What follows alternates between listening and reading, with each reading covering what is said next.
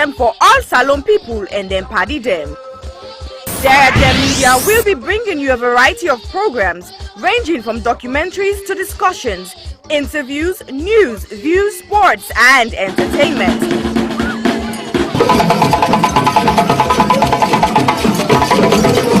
Our programs will contain matters on development, governance, the economy and issues that are of importance to Sierra Leone. So, no left BNO because we get Bereavement program then like Salone discussion, meets the ministers, the president's hour and the Gladi program, Look Me, I Look You. All this they start soon na www.sarahjemmedia.org. Now who's tem these?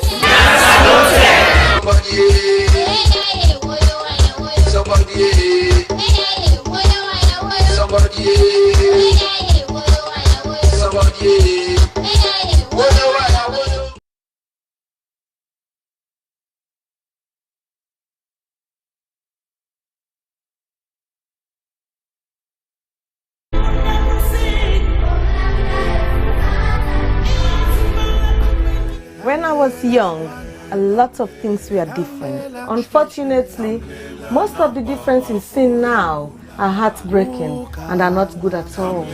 Before now, men were strong protectors of the weak, fathers, brothers, lovers, sons. Their mere presence guaranteed the safety of women and children. But what do we do now? Men harassing and raping women. Men sexually abuse little girls. Men battering and killing their wives. Any form of sexual assault, be it rape, sexual abuse, or pedophilia, is a killer to human self-esteem. Women should stop dying in silence. Speak now. The rapist should be stigmatized, not the victim. I think death sentence should be the consequence of such terrible act. And you mothers, build confidence in your children, put trust in them, listen to them when they make reports, and take necessary actions. Talking of mothers before now, women were virtuous. They were mothers, daughters and sisters. Nurturing, counseling, supporting their menfolks. But now, women are trafficking female children for money. Women are forced to be silent. All this must stop, and it must stop now. Real men do not abuse, rape, or molest women and children. It is barbaric, unacceptable. Let all real men stand with us. Together, let's say an emphatic no to rape, sexual abuse, pedophilia, and domestic violence.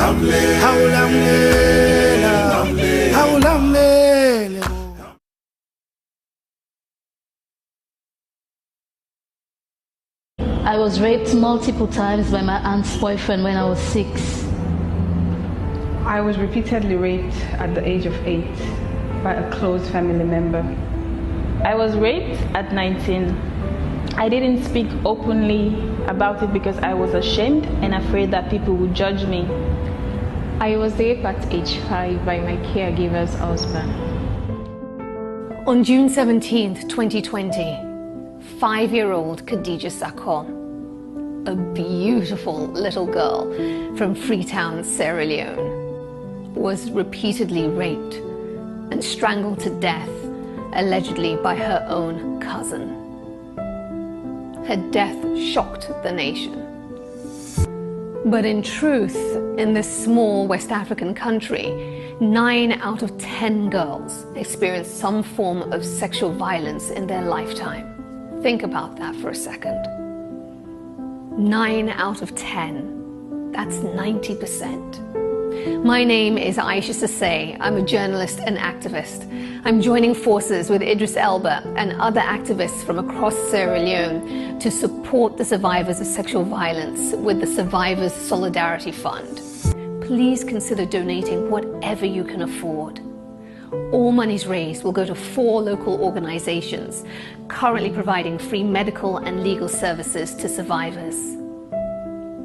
5-year-old Khadija lost her life to sexual violence.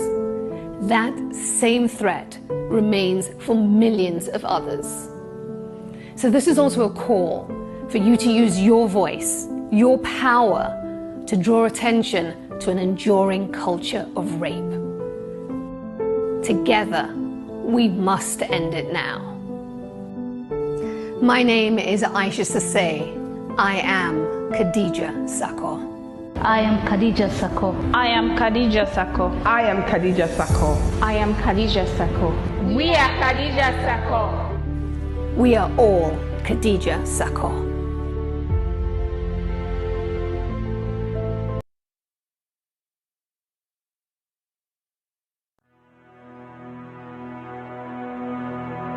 The total population of Sierra Leone in 2019 was stated approximately at 7.8 million. And the most common cancer reported in 2018 was breast cancer, with an incidence rate of 25.1% and a mortality rate of 19.2%. Ward 2 at the Connaught Hospital, Freetown, is a female surgical ward that cares for patients requiring breast surgery, chemotherapy, and palliative care. General surgery also admits to the ward as see fit. The ward is in need of a significant refurbishment and has a major impact on patient assessment and delivery of treatment, dignity, comfort, and infection control measures. The current ward area presents a significant challenge to infection control. There is no fit for purpose or adequate personal hygiene facilities. The showers and sanitary areas are in poor condition and are difficult to clean. The flooring is deteriorated. Overall deco and fabric of the walls need repair and full decoration. Furniture, cupboards, and shelving require replacement. The sluice, known to be the dirty utility room, is in poor condition and needs replacing. Windows need to be replaced as current windows bring in draughts, dust, debris, mosquitoes, and rodents. There is no designated area to provide a day service for patients receiving chemotherapy. Medical supplies is desperately needed. Therefore, we need a total amount of £15,000, which is equivalent to 195 million leones, for this project. This project will focus on women diagnosed with breast cancer and other non-malignant breast abnormalities requiring one or more of the treatment modalities that are currently available. We will also set up a day unit for the administration of chemotherapy and provide training and development to ensure sustainability. Therefore, I am pleading to all individuals, organizations, and local businesses, and every Sierra Leonean and friends of Sierra Leone to make a meaningful contribution that will never go in vain. Ways to contribute will be seen at the end of this clip. I am Aisata Sisejalo of the Health Show Partnership Program. Remember, your health is your wealth.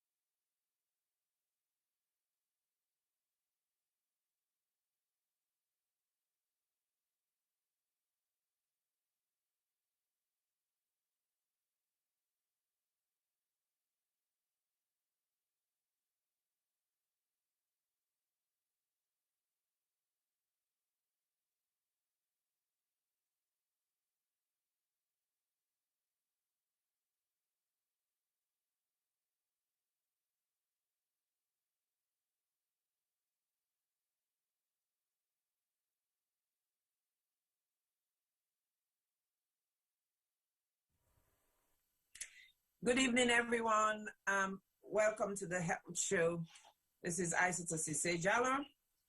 And before I say anything, I want to wish all my Muslim brothers and sisters Eid Mubarak as we celebrate the end of Ramadan. And Mama, Papa, brothers, sisters all over the world, Sierra Leone, the diaspora, good evening and welcome. Today we're going to have a conversation, not a simple conversation. It's a difficult conversation. And it's one that we don't like talking about in our community. We don't like to talk about anything upsetting. We always like to talk about just the positive things or things that are upsetting, but about this. But this is about talk that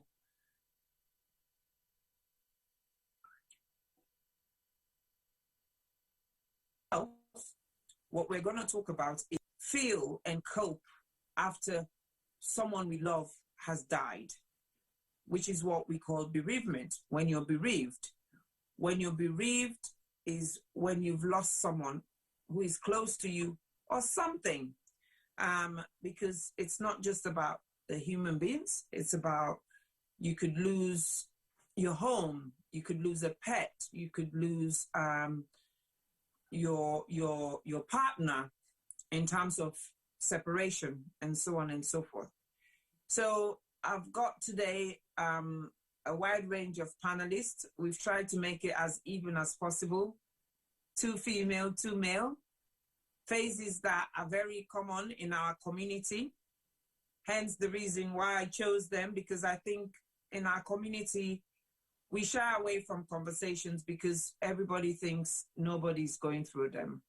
But when you see the people you see around, and most times they look happy or they seem happy, and then all of a sudden they tell you, this is how I feel, or this is how I was feeling, it actually makes you stop and reflect on yourself, about yourself and how you feel about things and how you process things.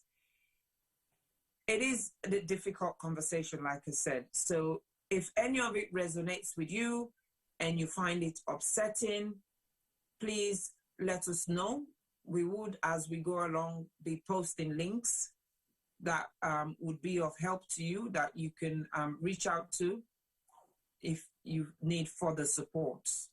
And for our panelists, I just want to say welcome and thank you once more for honoring my invitation to come and have such a difficult conversation publicly, which is what the health show is all about. The health show is about having difficult conversations, be it a diagnosis of cancer or fundraising for difficult treatments and so on and so forth. It's all about talking about the uncomfortable stuff, because it needs to be comfortable, because it's part of reality. Death is inevitable, and I think that's the most important thing. So before I go further, I would allow my panelists to introduce themselves. I will start, they say ladies first. So I'll start with Kiptu. Hello, Kiptu, welcome. Can you please introduce yourself and tell us what loss you're going to talk about today? Hello, good evening. I'm Kiptu Fatu Sharif, commonly known as Fatu Sharif. I'm a widow to the late Sharif Ahmed Sharif, who passed away 3 years ago. And today I'll be talking about him, really, how I went through it with my girls and my family as a whole, and my friends, because I have the whole community with me when my husband passed away. And I'm really looking forward to just talk about this, because with the help of my community, God and everybody else, we're still here and we know what we've been through. Thank you all. Thank you. Thank you so much for that, Kiptu. Yusufu? Well, fambule unakushe unakabo mpiari seke mwalibina tanala mjara matuna all unakushe. And I'm glad for dinner also for can talk about this very, very important subject. And me want for look na the area of anger, where you vex better one because die don't come na family. And I think this is a very important area that one day in our life. And we plenty time na subject matter we plenty time will not deal with them properly at all. So yeah, the more me want for come look at and the look than the more in relation to me and daddy we then kill during I don't even want for you I want to say murdered, okay, during the NPRC regime time.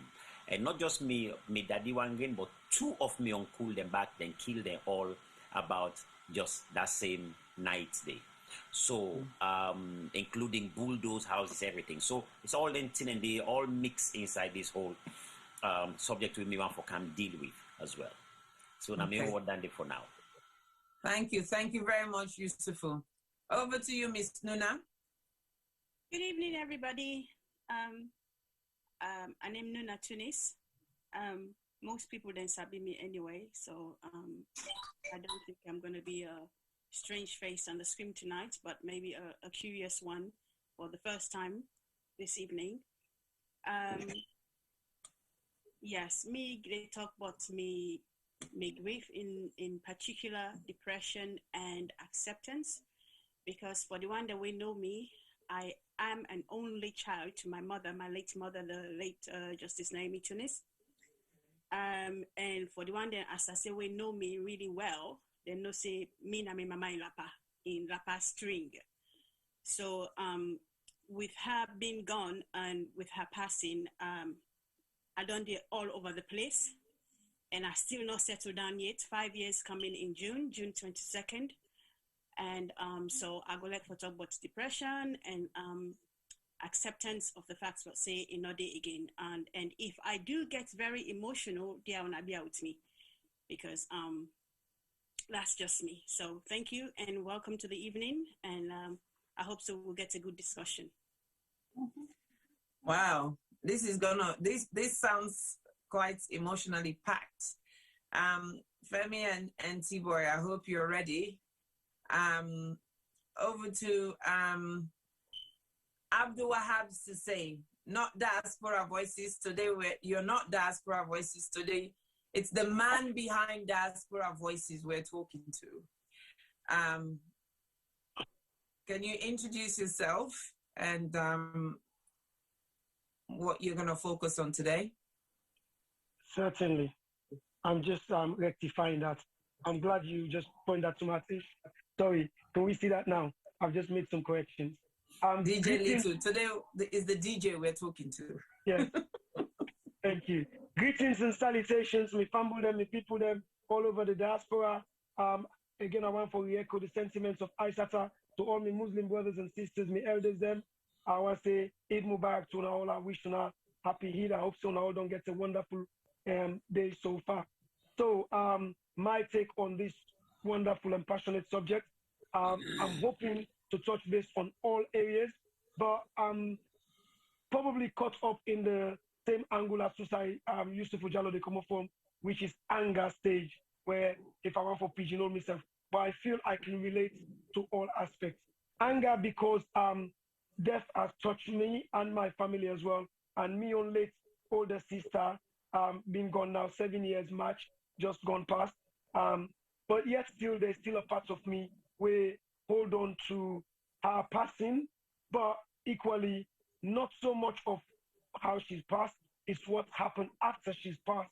And I think I'm going to represent not only myself, but I'll probably be speaking of for my family, specifically my mother's family as well. So when I bear with me, again, it's going to be a roller coaster ride. I might not show emotions, or I might express frustrations. Wow, thank you so much. Thank you. But can we all agree as panelists, can we use the word death and dying? Can you promise me to use that word, the word die, rather than passing away, left us, and so on and so forth? The person died, And I think that is the first stage of acceptance. It's about using that word. Using that word is very important and it's very pertinent because all these other options kind of then makes us think, well, maybe, have they gone somewhere? When you say someone has passed, have they passed? They passed where? They passed their exams? Or they've passed their driving lessons or tests or so on and so forth. But the actual word I want to encourage you all to use today is death, die. They died. And the reason why we're doing this and the reason why I'm encouraging you to do this is because actually this week is the Dying Matters Awareness Week. It's a national awareness week to raise awareness around having conversations about death and dying, encouraging us as people to feel a little bit more comfortable to talk about death and dying, because death is inevitable. It is a rite of passage. Like I said, mentioned earlier on, as long as they're born you get for die. So it's a matter of fact. It's a certainty. When we die, it's always a conundrum. It's very difficult to say, very difficult to know, except in certain circumstances. But even that, it's usually a guesstimate. So today we're going to focus on grief. You don't lose somebody, and now you go through that process of grief. And grief itself can be very, very difficult. It could be stressful. And nearly everybody that goes through it in some point of their life experiences it differently. But also, even though we go through it, each and every one of us goes through grief in some time in our lives. We still find it difficult to predict it. We cannot predict it. And we sometimes want to look at how we can go back and see if we can then anticipate it or predict it or make it better. But once it's happened, it's happened. And when it does, that process can put you through, like what DJ Litu said, a roller coaster sometimes. It can put you through a meal wherein you don't know whether you're coming or going. You don't know what you're doing from one day to another. And it so varies for each and every individual.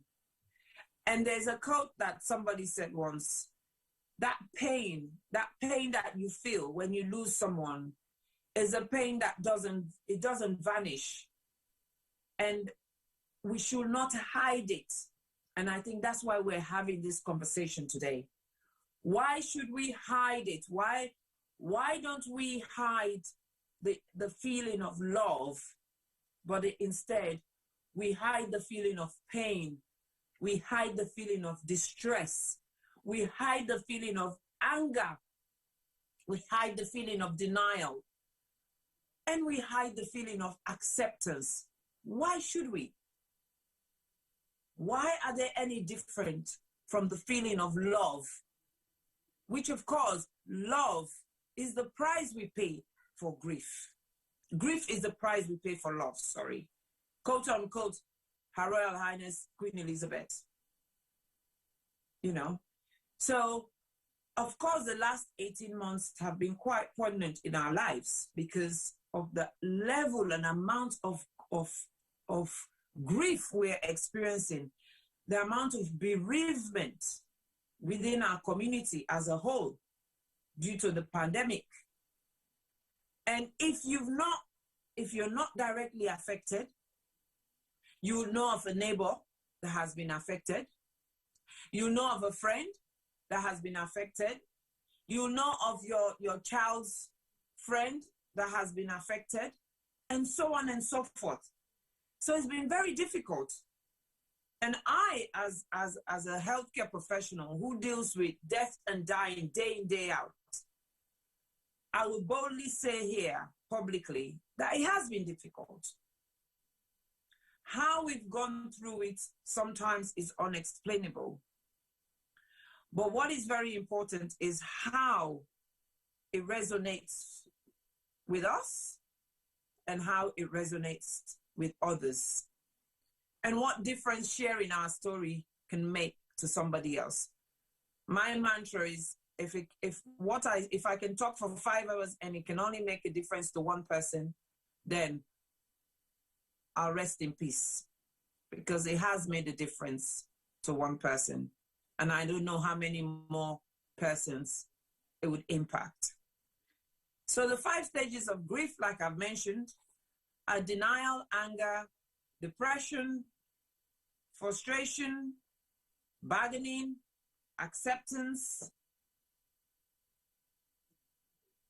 and they don't come in any single form.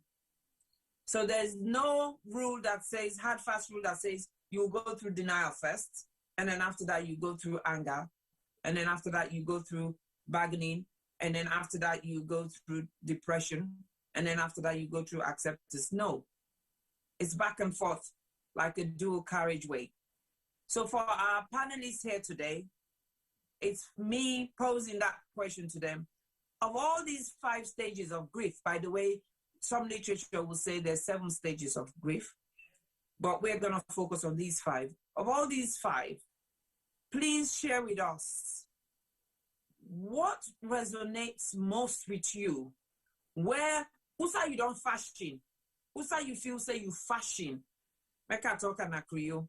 Now, usa you feel say this one you on, now it hits me most, and I either don't go through them, I don't deal with them, or actually I still fashion day, or then today and they don't hit me most, and they go back and forth like a pendulum. 1 minute I they feel angry, the next minute I they say okay, I don't accept what don't happen, but then the next minute again I get even extremely angrier. So it's about us looking at that today and seeing how best we can deal with it and share our experiences. Kiptiu, I'm going to go to you first, because I think you're kind of midway. And the reason why I'm going to you first is because your loss was sudden and unexpected. You weren't prepared at all. It wasn't in your radar. It just came down, just like that. One day you woke up and your life changed, and it changed for what it is today. So please share with us, in terms of those 5 stages of grief, which one you would pick out and say, actually, this is what resonates with me, or naya a fashion, or actually, now this changed my life. Now this helped me through this rite of passage, because it's a journey without a destination. So go ahead, please. Again, good evening. If you're just joining in, welcome. It's a hard one to talk about. I almost chickened out not to come in, but because I've promised a while back, I decided to do it. And as you said, it's something we have to face. Death is inevitable. But for me, today, exactly the 13th, make 3 years, 5 months exactly, when I squeeze my husband, kiss him, and let him walk out that door. It was the 13th of December when he left. And I remember he went out, and remember he has to take my daughter's poem book and come back in. And he said to me, our life will never be the same again. Whatever happened, we're going to be in public eye now. He said, whether I got what I go for or not, I don't think we're going to be private anymore. So where am I when I look at denial? That's why I didn't reply to you on which area I'm going to talk about. Because for me, I get me on life as a widow now that I'm leaving, but also I've got 3 women that I'm bringing up. So it's not only mommy here. And denial is one of the first things that happened to me on the day it happened. And it was quite funny because even till I reached Sierra Leone, my husband was so funny. Anybody know him? They know he can wake up that man with the most ridiculous joke in the world. And up till the moment I reached Freetown, I was crying because people said it. But when I reached Freetown, like the words that will be the discourse, the words we were discussing, like I will show you Freetown like you've never seen before. You haven't been here for 11 years. When you come, you will go to places that you've never been. You know, I went to school in St. Teresa, but I never know they have a Columbia Davis or whatever mortuary is behind my school until I was driven down that road. And I'm saying to myself, this is the worst joke Ahmed could pull with me, because he did say he was going to show me Sierra Leone, but not here, not till I went in. And that's when my denial stopped instantly. When I saw that, my denial went straight away. Because for me, even London, it was all a denial. I was in that denial stage. Not till I saw him. There was no way they could have buried him without me, because I would never believe it's gone. But when you talk about hunger, I'm a Christian.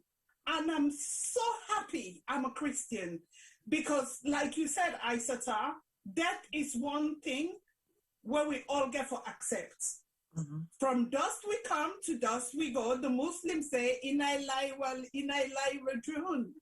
If I got that right. From dust we come to dust we go. So I know that one day I'm always the one talking about death, because I know we're going to die one day. Daddy never used to like to talk about death because he doesn't just feel comfortable talking about death. So when it comes to anger, the one day I remember I've been angry was the day I came home.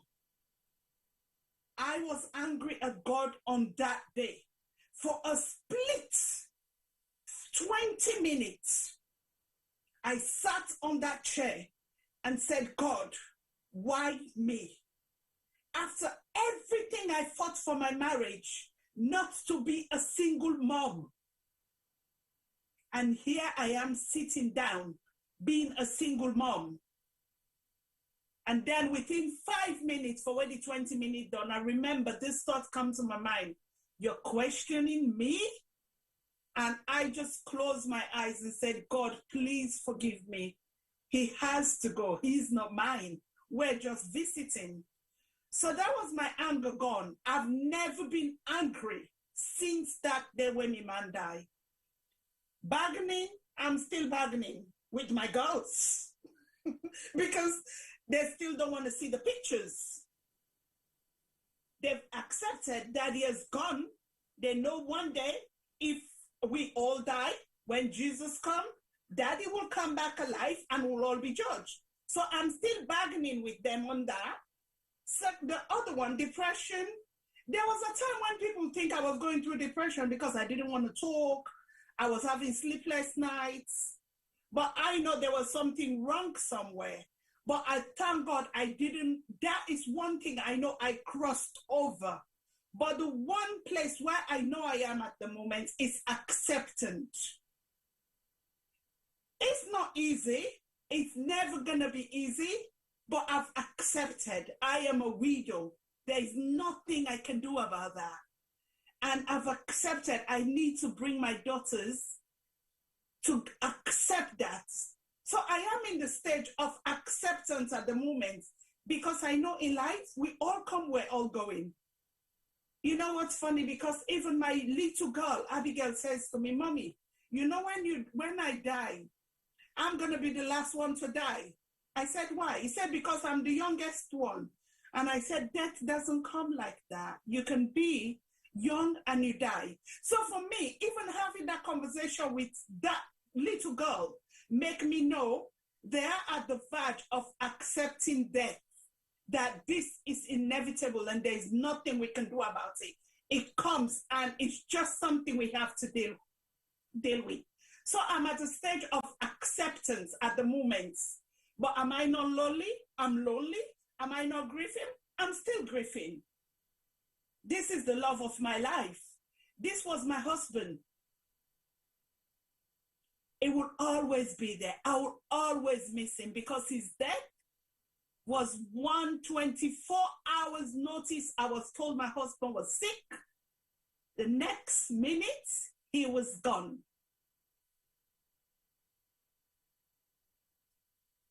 That's my story. Wow. That's so touching. Fatty, a question for you. I want to go back to denial. And the reason why I want to go back to denial is because I saw you. I see you the first 24 hours after you got that news. And the way I saw you, the way you cried was exceptional. I'd never known you before. I didn't know of you. I think I've seen your husband here and there. But then the way you cried told me a story about your relationship. And I think that's where our relationship started. Now, you mentioned being in denial, even at that point. Mm-hmm. But even though you were in denial, you were crying. Yeah. So what made you cry? Even though you were saying, no, this cannot be true. I spoke to my husband.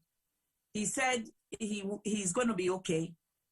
He wasn't really that sick where he couldn't talk to me or so on and so forth. We just had a conversation. Now you're telling me he's dead. No, he's not dead. But then you're crying. You were crying. So are you able to share that with us? What was happening in your head, even though you were denying the fact that your husband is dead, but at the same time, you were crying because somebody has told you he died?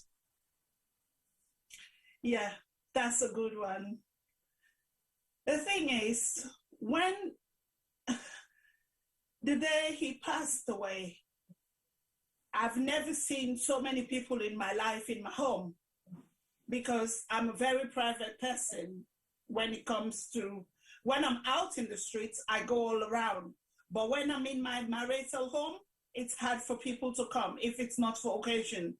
So seeing people around make me think, is this real? Is this real? And everybody is there crying. And he's not on the phone. I can't get hold of him. Nobody could pick up the phone. Isata, I can't even tell you the words, but at that moment, I'm still hoping, I'm still wishing Ahmed has just pulled the best prank on me. That was my aim. That was what I was wishing for inwardly. That's why I wanted to go even the very day. But unfortunately, things didn't go out for me, because I'm like, these people are just here, but I'm sure Ahmed is somewhere. He's just want me in Sierra Leone so badly now that he's told people to tell me that he's dead. But why are they here? Why are they here?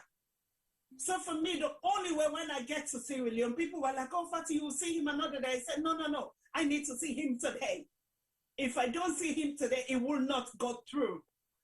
But they don't understand what was playing in my mind. Because I married a joker. This is the man I will ban in this house when I give birth, because all my babies are cesarean. I will ban him, send him to the street just so that it doesn't make joke for me to laugh. So my guts doesn't come out. So imagine he can pull anything on me. Trust me. When I stop him from eating in the house, he went and bought ogiri and put it in water and put it in the microwave for the house to stink. And he said, this is the food I'm gonna eat. So he could do anything. But seeing those amount of people around, you can't help but to cry and think inwardly.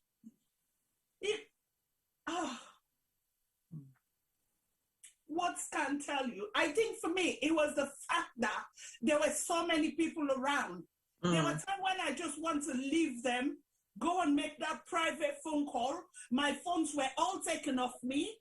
I couldn't even call. This is the problem. I couldn't call. I didn't have my phone for weeks. Even when I was going to Africa, my phone was taken by my sister. Fatih had my phone because I wasn't allowed to be on the phone. So how can I prove this man is dead when I can't even hold my phone? I can't even go on social media. I can't do anything. And this is Ahmed Sharif. You know. So the denial, it lasted for me for 5 days. Yeah. And when I landed in Sierra Leone, I needed to put a proof on that to say, yes, daddy was gone.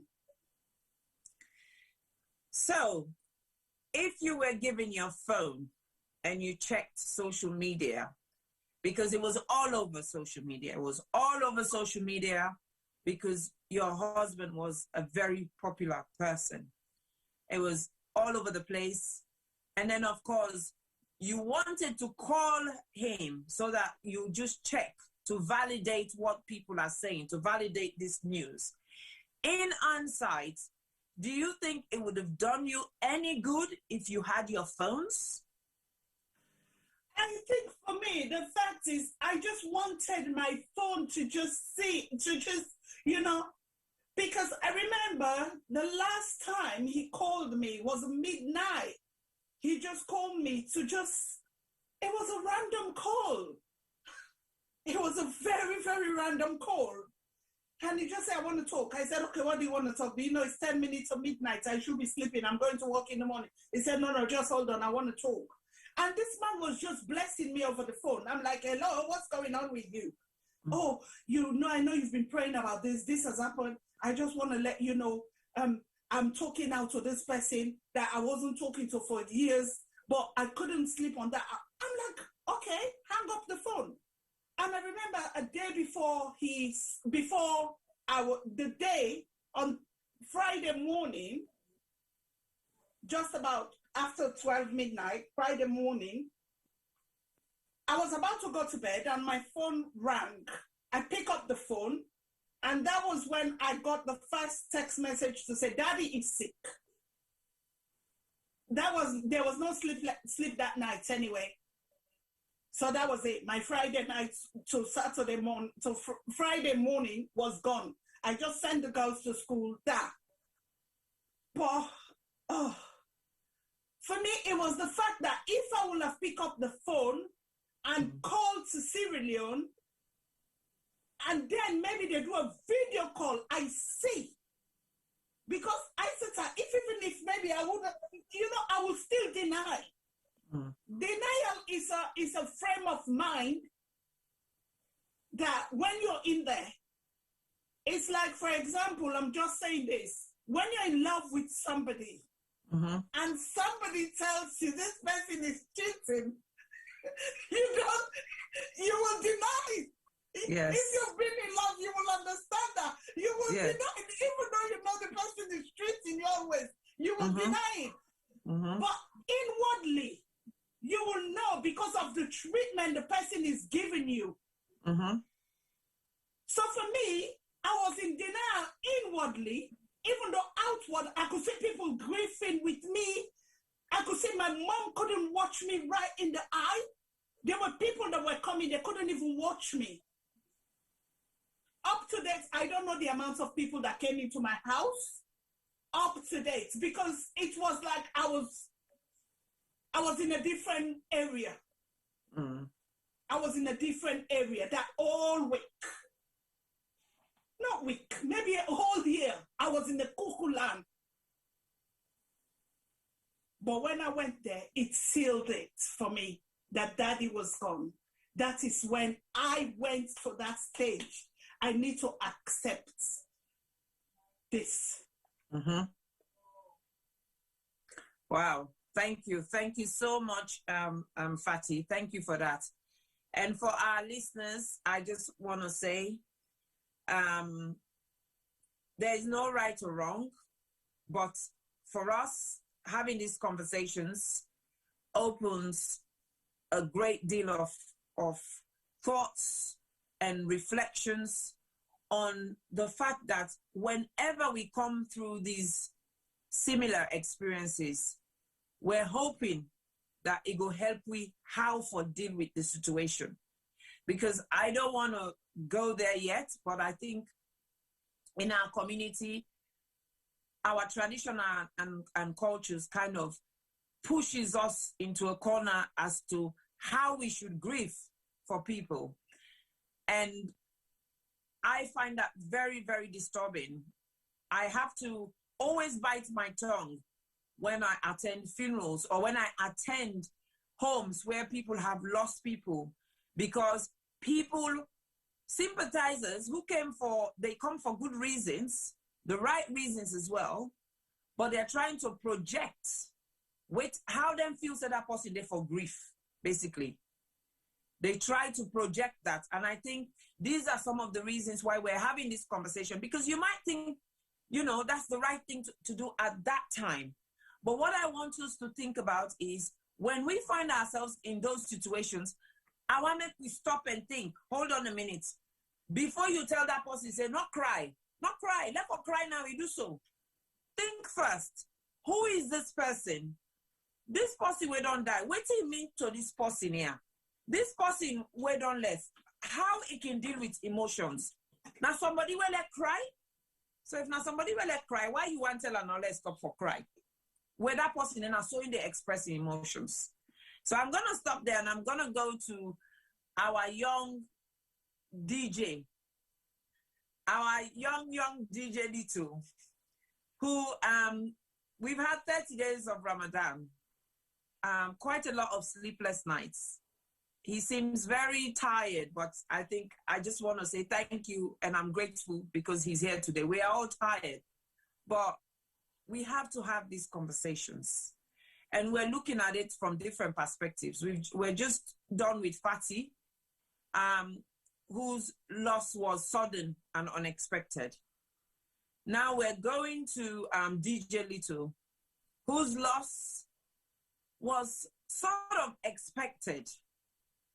But even though it wasn't sudden, but you would say it's sudden. So over to you, DJ Little. Thank you very much, Aisata. Party, you gave me strength just listening to you all over again. Thank you for actually sharing it.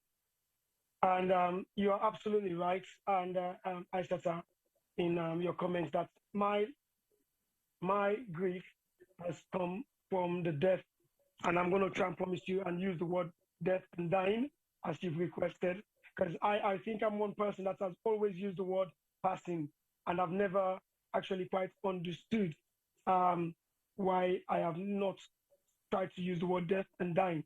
Maybe it's part of the process. But as I said, my late sister that died 7 years ago, just March gone, was, just to give a backdrop, was diagnosed with breast cancer, and obviously the family got to know fast track where she had about a year left into. That's when it's become terminal. That's when us as a family got to know, but we still try to support her to take the necessary medications, treatments that were being presented to her. Unfortunately, she couldn't make it. She passed. And obviously, we had to deal with it. So, but what we had to now deal with was the preparations after she died. Okay, because we don't know much. There was a good relationship because obviously she was married. She had two kids, which were both under the age of 10 years and under.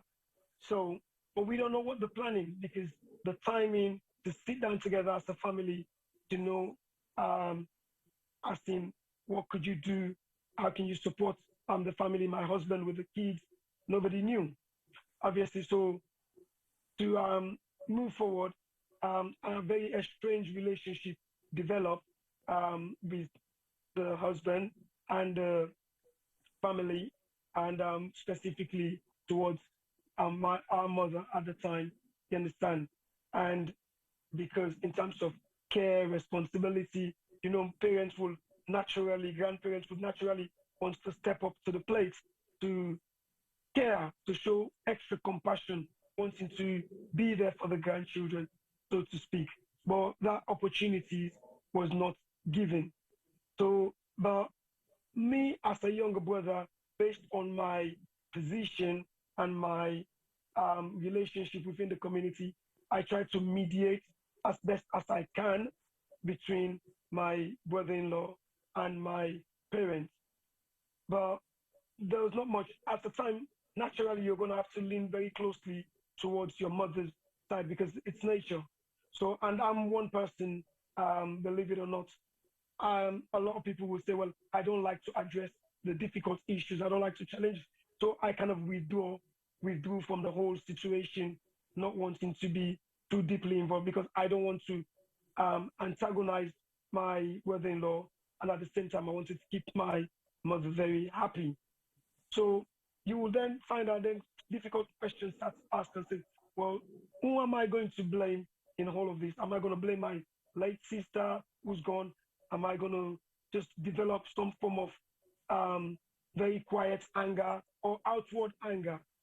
And as a result of that, I've struggled. I don't really know, Aishata, where I actually belong in this. Because as you said, when we had a conversation outside of this, I've always said to you, I'm not angry. And then you said, because, no, you said to me, look, Bob, you're still angry because you still haven't accepted to let go.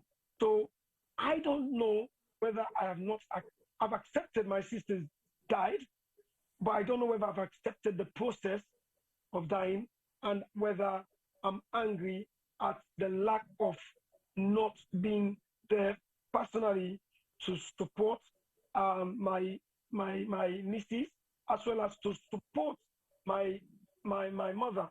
So I'm kind of in that lost space where this is one of the reasons why I wanted to do this show tonight, because with that, maybe you'll be able to help me to try to put things in place. But I know that I don't know what I am, whether I'm angry or I am not accepting the fact that the decisions which are being made has to be respected. Okay, thank you, DJ Litu. I think what we have here, and I try for talk Creole, it's difficult. Wait till we get Naya is your tone. Like we mentioned earlier on, grief comes in 5 stages. You've got your denial, you've got your acceptance, you've got your bargaining, you've got your depression, and you've kind of found, then you've got your anger, and then yes, you have accepted that your sister died, but you're angry about how things have gone.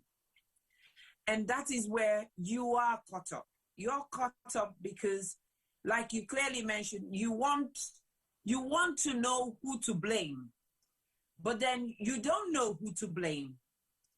And you have to ask yourself, is there anybody to be blamed? Or should I just accept, go back to acceptance and say, should I just accept that that is how it should be? Or that is how it was meant to be? Because you cannot really pinpoint who to blame. You find it very uncomfortable to blame your dead sister. May her soul rest in peace. You would find it even more difficult to blame your in-law because you're worried about the burden he's already carrying as a widower. And you're even finding it unacceptable to turn to your mom and blame her and said, maybe you should have spoken to her a bit more. Maybe you should have probed her. Maybe, or even blame yourself. Blaming yourself because, again, it's about the situation that arises. You were within the healthcare sector where you're blaming yourself that you could have done more. You should have known better. You ought to know better. And so are you angry at yourself because you didn't do more? So it is something that no one can work out for you but yourself. And where the pivotal bit is, like Fatty clearly stated earlier on, is accepting. It's accepting the situation to be beyond your control. It's about accepting that, yes, maybe you could have done better if the situation, like I said earlier on in the beginning, I said, whenever people are bereaved, the process of grief pushes them to find a way to reset the clock, to say, okay, I want to go back, take me back, let me fix it, and then we won't be where we are. But that's not how grief works. Once you're bereaved, you're bereaved. You either go through the whole process, or you stay at one, or you go back and forth. So it's about how we cope with it, the back and forth, or when we get stuck, and how we adapt to the day-to-day living. So those are the things we need to be thinking about. Those are the things we need to work out in our head. And having these conversations would help us work those out. So over to you, Miss Tunis. Grief, a journey without a destination for you. Yes. Good evening, everyone, again. I'm Nuna Tunis. As I said earlier on, I'm an only child from my mother. I get older siblings and younger siblings after me, but with my mother, I'm the only one. And for those who really do know me or know the relationship that I have with my mother, they would tell you or affirm that we're like this, or we were like this. Reason the past between me and two. So this whole process of her dying and leaving me here by myself has I don't know where I'm at. I don't know where I'm at. I don't know where I'm going, but I'm here.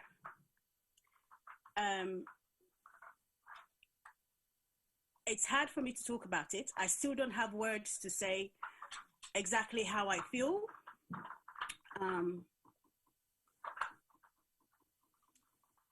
Yeah, but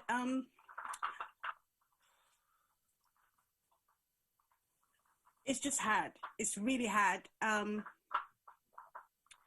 Everything triggers it. Everything triggers my depression. Everything triggers my, I'm not angry. I'm not angry. I wasn't shocked that she died, even though it was too sudden for me because Isita and I in 2016 were supposed to have gone to America for someone's wedding. And then I changed my plan. I was like, just like overnight, I was like, no, I'm not going. I want to go and see my mom. So because I had left Sierra Leone for 19 years. And my first visit after that 19 years was in 2013. And I literally stayed at home the whole 2.5 weeks that I was in Sierra Leone. I didn't go nowhere. Anytime my mama go, I did be enough. They go na toilet, I did be enough. If they don't bed, I don't near them. I was just there. I didn't want to leave after the 2.5 weeks, but I had to come back because I had my kids. And then my next trip was in 2016, which as I said, we were supposed to go to America with Isita for somebody's wedding, and I changed my mind. I said I wanted to go and see my mom, just like that. So I went and I took it was 3 weeks, I think I did. And we had the best of time. There was not one day. I think I went out in the whole 3 weeks I was there, maybe 5 or 6 times. And even at that, it was just for quick running around errands and stuff. But, you know, my mother and I, we have this, I still talk about her in the present tense, because in as much as I know that she's no longer here physically, but it's like, okay, I go pick up, I still have a number in my phone. I actually went to Freetown some time ago, and I went to reinstate her telephone number, and they said, oh, they'd given it to somebody else. And I called that person. I said, can I buy that telephone number from you? I said, because that's my mom's telephone number I've had for as long as I can remember. But anyway, they didn't want to do that. So, but I still have her number in my phone. So I couldn't tell you exactly. I couldn't tell you if I remembered anything about her funeral. I remember my older cousin, when I went back a week after, because she died, I came back on a Monday, on the 13th of July, and I came back on a Monday, and I called, Ma, I'm home, fine, everybody was fine. Tuesday, I called again the whole of the day, in and out, everything's fine. Wednesday, they woke me up. What's wrong? You know, my little cousin who's home with her, how I was like, mommy no agree, you know, mommy no sleep fine, no, we get for the wake it blow fine. And I remember our conversation, like it was just happening here. And she was like, not too like for make big deal out of everything. And not when I say I'm sick, I'm fine. You know, but when I don't go call the motorcar now, the driver don't come when I say when they can go hospital. Well, can put me shoes on, I go to hospital. Wait till now, what I do? I'm fine. Can you not hear what I'm talking? So she was switching in between Creole and English and Mende, and she was upset that, you know, we were forcing that she was sick. And I started crying on the phone. And she got even more upset. She was like, why do you always have to do this, have to cry every time when something goes wrong with me? And she got off the phone. She was like, yeah, when I take the phone, I don't want to talk to her again because I don't begin for cry. So I said to her, I said, please do whatever it is that you need to do. I don't have to worry about anything financially because I know she was fine and I had left, you know, whatever it is that I need to leave. So, you know, they took her to church, wherever they had to take her. And within it was on a Wednesday. Thursday, oh, she's gone into coma. I said, but how is that possible? What is wrong with her that she needs to be in coma already? You know? And anyway, everybody was just giving me different stories. But the thing that really bothered me a lot was, it's like I didn't have no notice that she was going to be ill. Or if she was going to be ill, I didn't have any notice at all that I couldn't be there. She could have given me, or whoever it is could have given me some notice to say, okay, stay 1 more day, stay 2 more days. So you would be here to see her go through that. And I didn't have that. So that has stuck with me. I don't know where that is, if it's denial or I don't know, but that has stuck with me all throughout this almost 5 years that's coming, that I wasn't given that time to stay. I was there for 3 weeks. I could have stayed another 3 weeks. If only I had had a little bit of inkling to say, okay, Ma is not well. Yes, I had to take her for x-ray, but the x-ray results didn't come back until 3 or 4 days when I came back. And even though I know she had, you know, water retention and her feet were getting swollen and all that, that didn't enough stick to me say it's anything to worry about. You know, it didn't stick to me like, oh, okay, no, you don't have to worry about that. That's just normal. Everybody has that. So I was fine in leaving, you know, and I remember when I was leaving,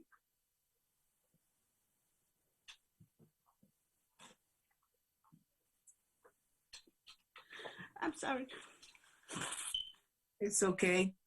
I remember Viewers, as we all know, we're having difficult conversations, and pre-warned, everyone that is on this panel feels comfortable to share their emotions and express their emotions, because I can see a lot of viewers who have had recent loss, and I think this would also help them in their grieving process, because it's very important. It's very important for us to hear how people they feel, how they think. I am very, very close to Nuna. I think most of you know that. But did I know she was trying to buy her mother's number? No. Because, again, this brings me back to the point where they try to make. In our community, we have to learn to understand and appreciate that people deal with things differently.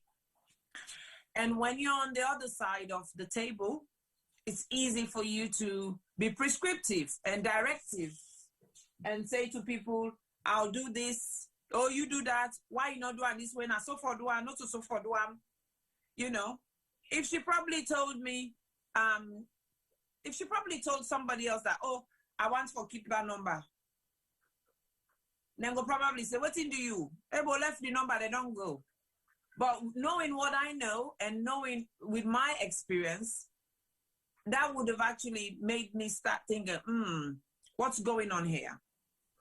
And so on and so forth.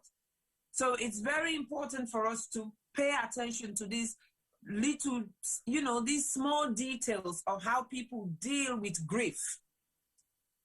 Because I think when we do encounter it, or when we are around somebody who is going through the same, it makes us a better shoulder to cry on. You know, there's always a saying that goes, silence is golden. What sometimes being a good listener, or just being there when someone is going through a loss, I think is also very important for us to know it's okay. It's okay to just be there and not do anything. Sometimes it's not okay to be there and trying to do everything, because as part of human nature, we want to do everything. We want to make that person feel better. But we cannot make them feel better because they're going through a process, and all we can do is support them through that process. So, Nuna, I'm going to just let you stay there for a bit so that you can, you know, get yourself together. And I do understand and appreciate how much this is for you, but I think it's very important that we're sharing these experiences, because like I said to, I think to you and to one or two other people, it will make you feel better. It will, after today, you will feel better. And yes, for most people, some people say, oh, Pastor Kana social media, I can't share myself there before I feel better after. No, one size doesn't fit all. For some people, sharing and making someone else feel better or understand or resonate makes a difference in their lives. We're dealing with different losses here. We've dealt with the love of a life. 3 different love of lives here. We've dealt with a love of life in the form of a husband, a partner, a soulmate, a best friend, a joker who suddenly died. And we've dealt with somebody, the love of their life, their big sister they can run to. They're always asking for loan that they never pay back. And all of a sudden, they're on the giving end, but they don't know what to give, how to give it. So they're stuck in being angry, projecting anger at everyone else, including themselves, rather than accepting that, you know what, there was nothing I could do about it. It's gonna happen, it's gonna happen. And then we cross over to somebody who, again, another love of their life, their best friend, their mom, the one and only, who spoiled them rotten, who is constantly in their life, who when they wake up tells them what prayer to say. When they're going to bed, what prayer to say. And then all of a sudden, with all the efforts, nobody could tell her, just wait one more week. And then she upped and left. And then less than a week, that love of their life in the shape and form of a mother disappeared. And like we say in our country, Mama na one, in two no day. So we're looking at different griefs here in terms of parents, in terms of other half, in terms of sibling. And so I'm gonna cross over now to my brother, Yusufu, who again will share his own bit. Because again, it's a sudden and unexpected death. One that happened many, many years ago, but I'll leave it to him to share. Over to you, Yusufu.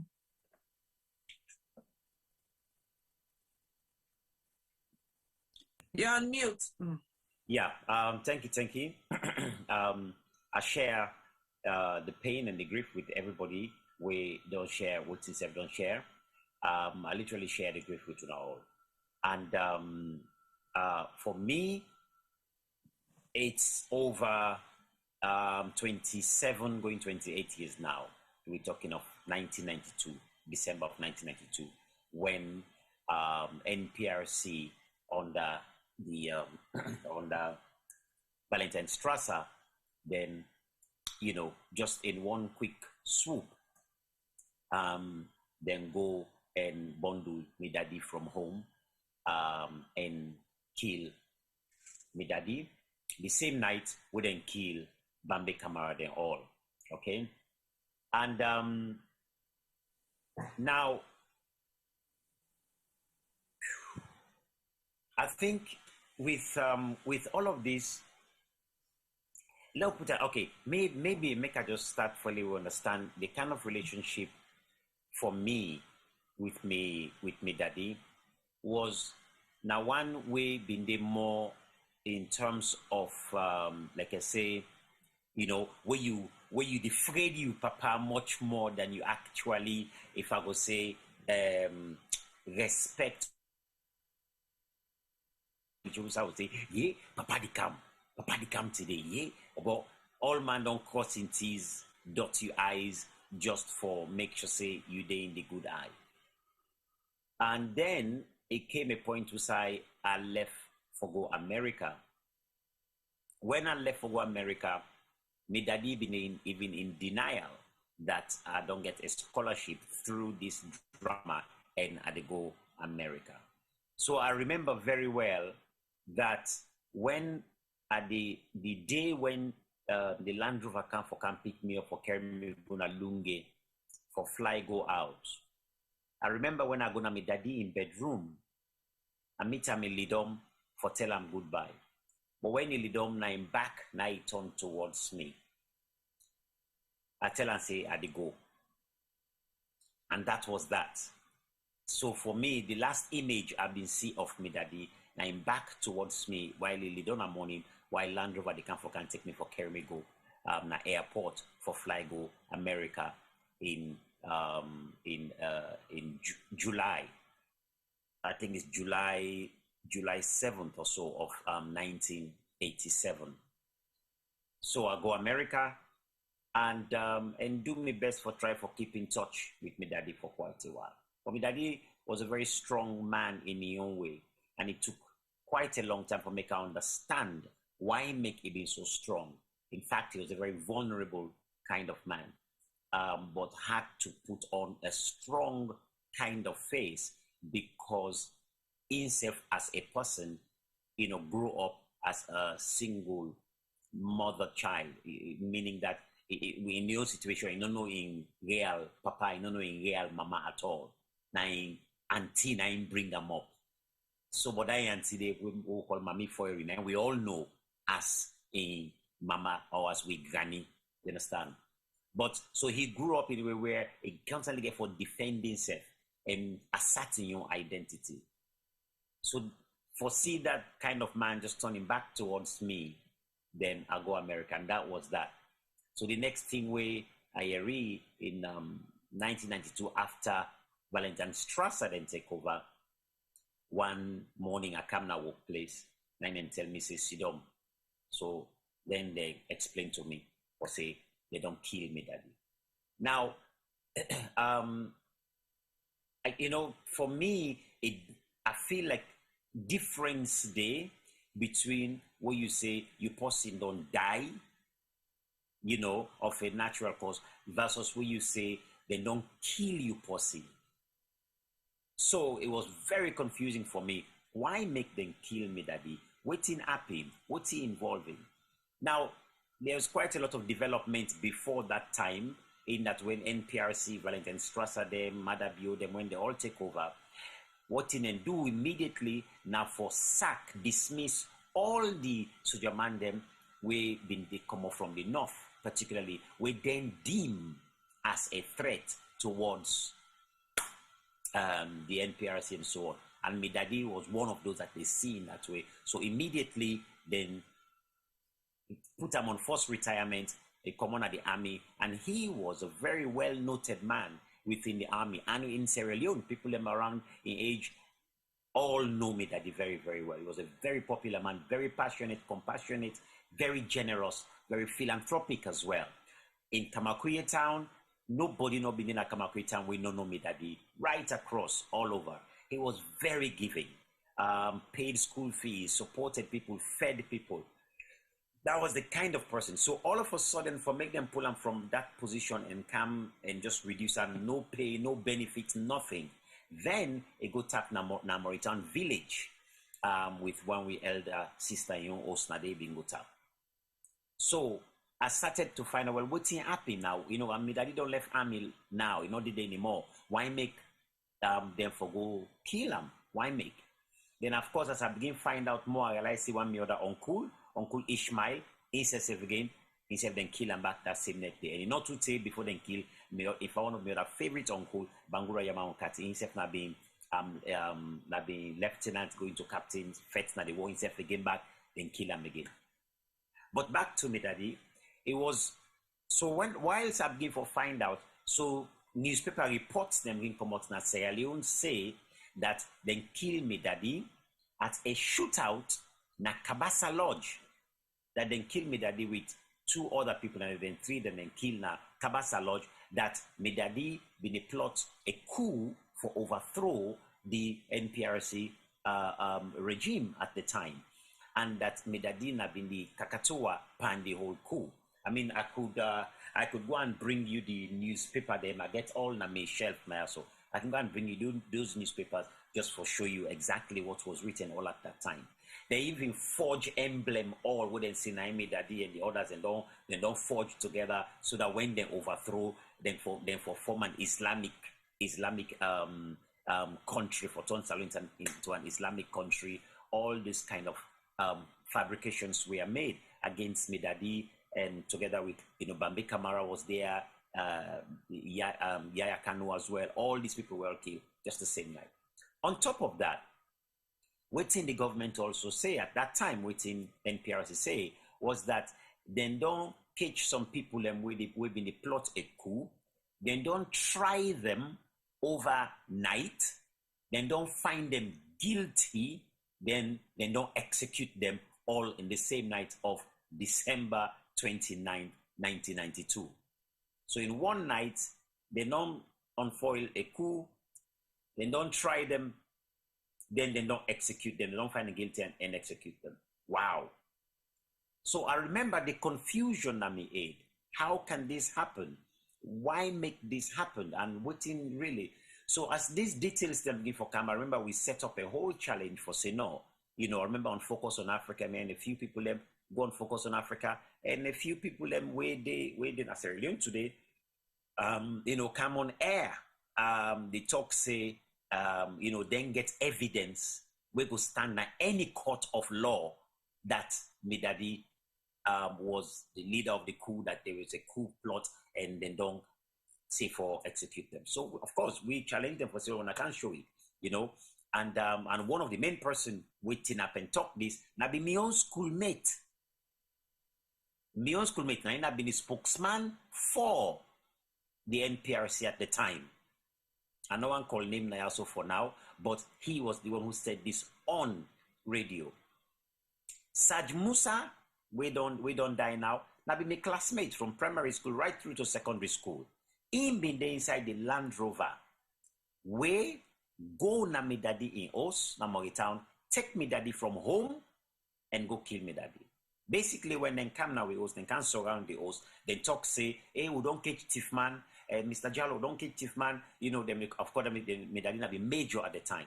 Say, hey, Major Jallo, don't catch Chief Man, we just want for come, we just go care and go. Now, me daddy say, look, I'm not the military police anymore, me not a policeman anymore. So, when I just care and go, hey, when the show I will come up to you. Me daddy sit on a veranda, a tight towel around the waist. Now, they show them how for come up. By the time, you know, it build the knockout Land Rover, then don't hang around the corner. Next thing, you know, boom, then jump, go inside the veranda, take me daddy from home. My sister, they all been there. My stepmama, they all been in a hosting and Moritong day. I see them take me daddy go with that towel. That was the last, we'll not see with that day again. Now, with all of that against the lies where the government at the time where NPRC then don't talk, all that stuff, and with the truth where we know, nobody was allowed to mourn. In fact, if anybody creates Connaught Joseph, then they arrest you. All man they forget for Connaught story. Nobody. So we couldn't mourn with daddy. Number two, we don't know side and go bury the body then. Mass grave, then go bury them all. So it take we 25 years for eventually fame. Usai then go dump them body then they na King Tom. Now, that sense of 1 minute when a day and next minute will not get nothing anymore. So my whole family scatter. Like it was so hard for gather the family together. I was probably about 22 or 23-year-old man at that time. I was very, very young. So how do I bring my family together? They don't go bulldoze one of the Oswe, me that be non build na near grammar school area and that. Bulldoze all thing flat to the ground. They don't burn the other house na come up with. So overnight we are pauper, bank account freeze, nothing. So we don't get nothing. So my sister in this area, me the England, we get for really find way for survive. Then I get a threatening message from the late Saj Musa threatening me for say, if me no say me na man, make me go na Sierra Leone. Then don't take care of me daddy now. Make me go there. Of course, I couldn't go. Now, so to be in this kind of position for me, not able to mourn me daddy, it took me so many years for come to terms with the, for me, it's not even the loss, but for come to terms with the anger will be the inside me. Just the anger, the betrayal that my own schoolmates, classmates, they all where I go to school with, where I know, do this. For whatever their reasons were. But do this and lie on top of that as well. Then on top of that, so many people in Sierra Leone did not know exactly what was going on because they don't lie, cover the whole truth. And up till today in Sierra Leone, most people don't know the truth of a lot of these killings at all. They don't even know the exact number of people who didn't kill their nets. Then just tell it's not 26 people. Me no say they kill more than 26 people that night. But beaucoup of them, the name not in the list. So it was a lot of anger in me. But there was another angle as well, apart from the anger where I feel, in that there were so many unsaid things between me and my daddy where I'm not able to talk with me daddy about in terms of me own growing up as a young man, things that I felt, you know, oh, daddy, why make you do this? This is not right. To help for build that bond again between me and my daddy as friends. Like, I get a son now. Me and my son, me and my daughter, we did as good paddy. We did talk a lot of things. But now, me no ever get that with me daddy at all. And I missed that. I missed that wisdom the way it will get. So it took me quite a number of years, you know, my own, of course, as a with my own cultural way, there's many cultural processes then where I needed to go through for make sure say I settle everything properly down. And as I say, it took me minimum of 3 years to 4 years for make I just settle all of this down in terms of my relationship with my daddy, because it was a big struggle for get that correct. There was a lot of anger, like I say, from me daddy, from me, you know, towards waiting the government don't do, towards the lie where the system don't lie. Injustice. Now, a key thing as well we play in all of this. Injustice. So I think that with death, like a then kind of when they kill you person, then you don't get access to justice. My goodness me, it's very difficult when you don't get access to justice. And I can't imagine how many people them in Sierra Leone where they don't kill them person, where access to justice no day. If any hacker day where the unbog a society is that hacker of injustice. So for me, that's now one of the main things. And how do I overcome this? I don't know if not the part this will reach right now, but no, hold on, Dave. All right. How do you overcome it? Hold it there, because one thing where I want to ask you is the fact that your anger, you're angry. Were you angry at the situation, or were you angry at the situation and yourself because you didn't have the opportunity to build that relationship with your dad? Were you at any point angry with yourself? No, never angry with myself at all. I can sit on the plane. I was never angry with myself. I just angry at the system or the lack of justice. Now I'm more angry towards. And I go put it this way. Quite a few of the people that I know personally that were involved in the killing or one way or the other. Me not the first person really reach out for say, look, let we bury this hatchet, let we shake hands, but let we just make sure say the blood where they don't sacrifice, make that sacrifice be worth it. If and this is from my own part, you know, it's looking at the circumstance within which me daddy then kill me daddy. In other words, they kill me daddy, and few other people them their own daddy and mommy them back. For say if when kill them why so the country go better. That's the, if I go say quote unquote, kill them why the country go better than the threat. Well, when I look Sierra Leone today, I don't see Sierra Leone any better. It makes the anger even worse.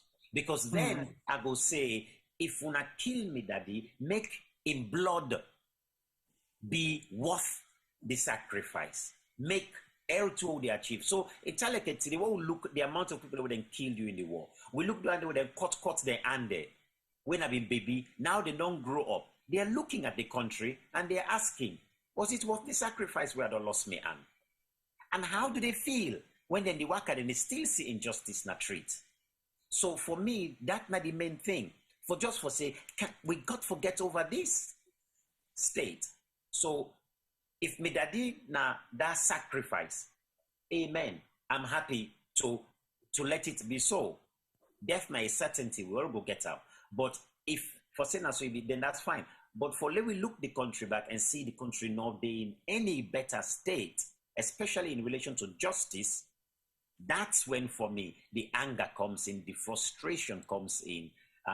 But I'm not angry for say I'm angry at at somebody where I go say this person are angry at her. I don't pass that stage. I'm not answer at all. Or for say I want for revenge. No, all I'm just saying is that this must not happen. So in fact, okay, but maybe we'll come back to how do I get over it. I'll go explain to them in terms of how I get over it. But for answer your question, my anger is not towards anybody. My anger is just that can we do it? Can we do better? Can we make these sacrifices worth it by building our country better?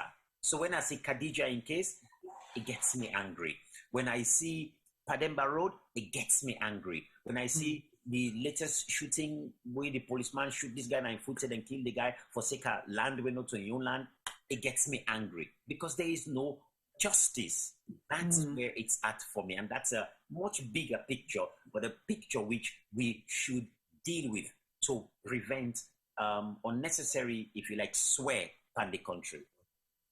Thank you. Thank you so much, Yusufu. That's quite touching. And a lot of people are making comments about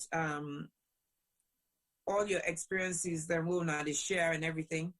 Nuna, I want to come back to you. Is it okay to come back to you? And then I'm going to go to actually one of our producers, T-Boy. Nuna, I just wanted you to go back for me. The two places you're stuck is denial and depression, right?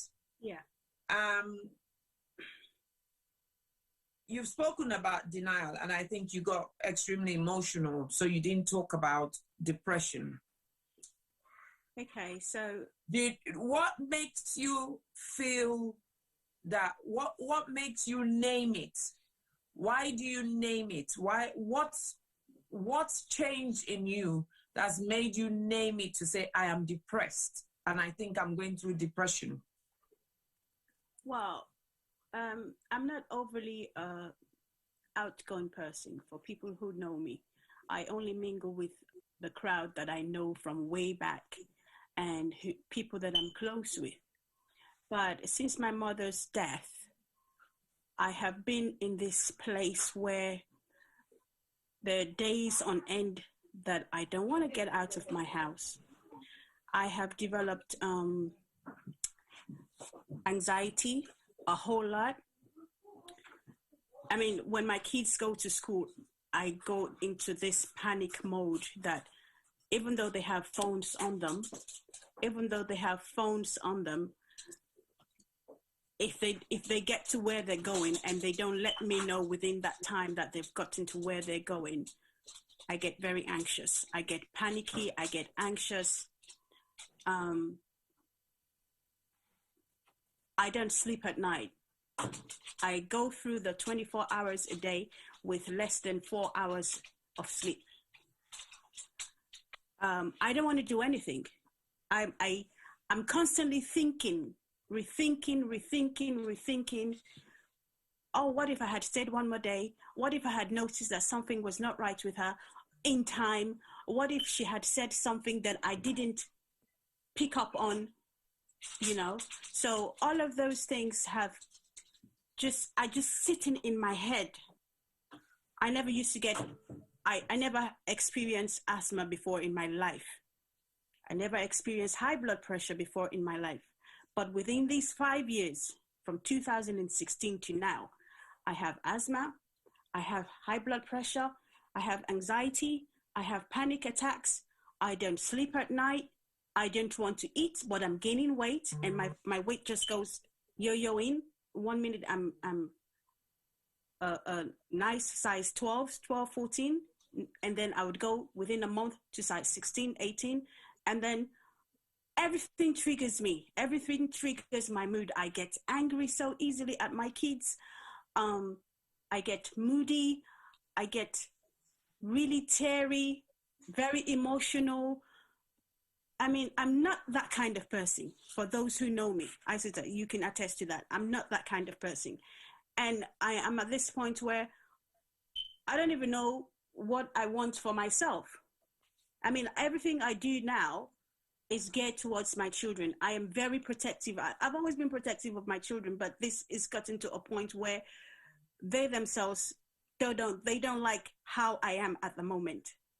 You know, it's slowly building, and I don't know how it's going to explode, or what results is going to come out. I've been referred several times to go talk to someone, but for some reason I don't feel like I need to speak to someone. I mean, I sit in my bedroom and I literally talk to my mom. I don't sleep in the night because I think maybe I could hear her coming up the stairs, or maybe she would be somewhere just staring there at me. But the one thing that's helped me a lot is writing. I've always loved writing from a young age. I did write.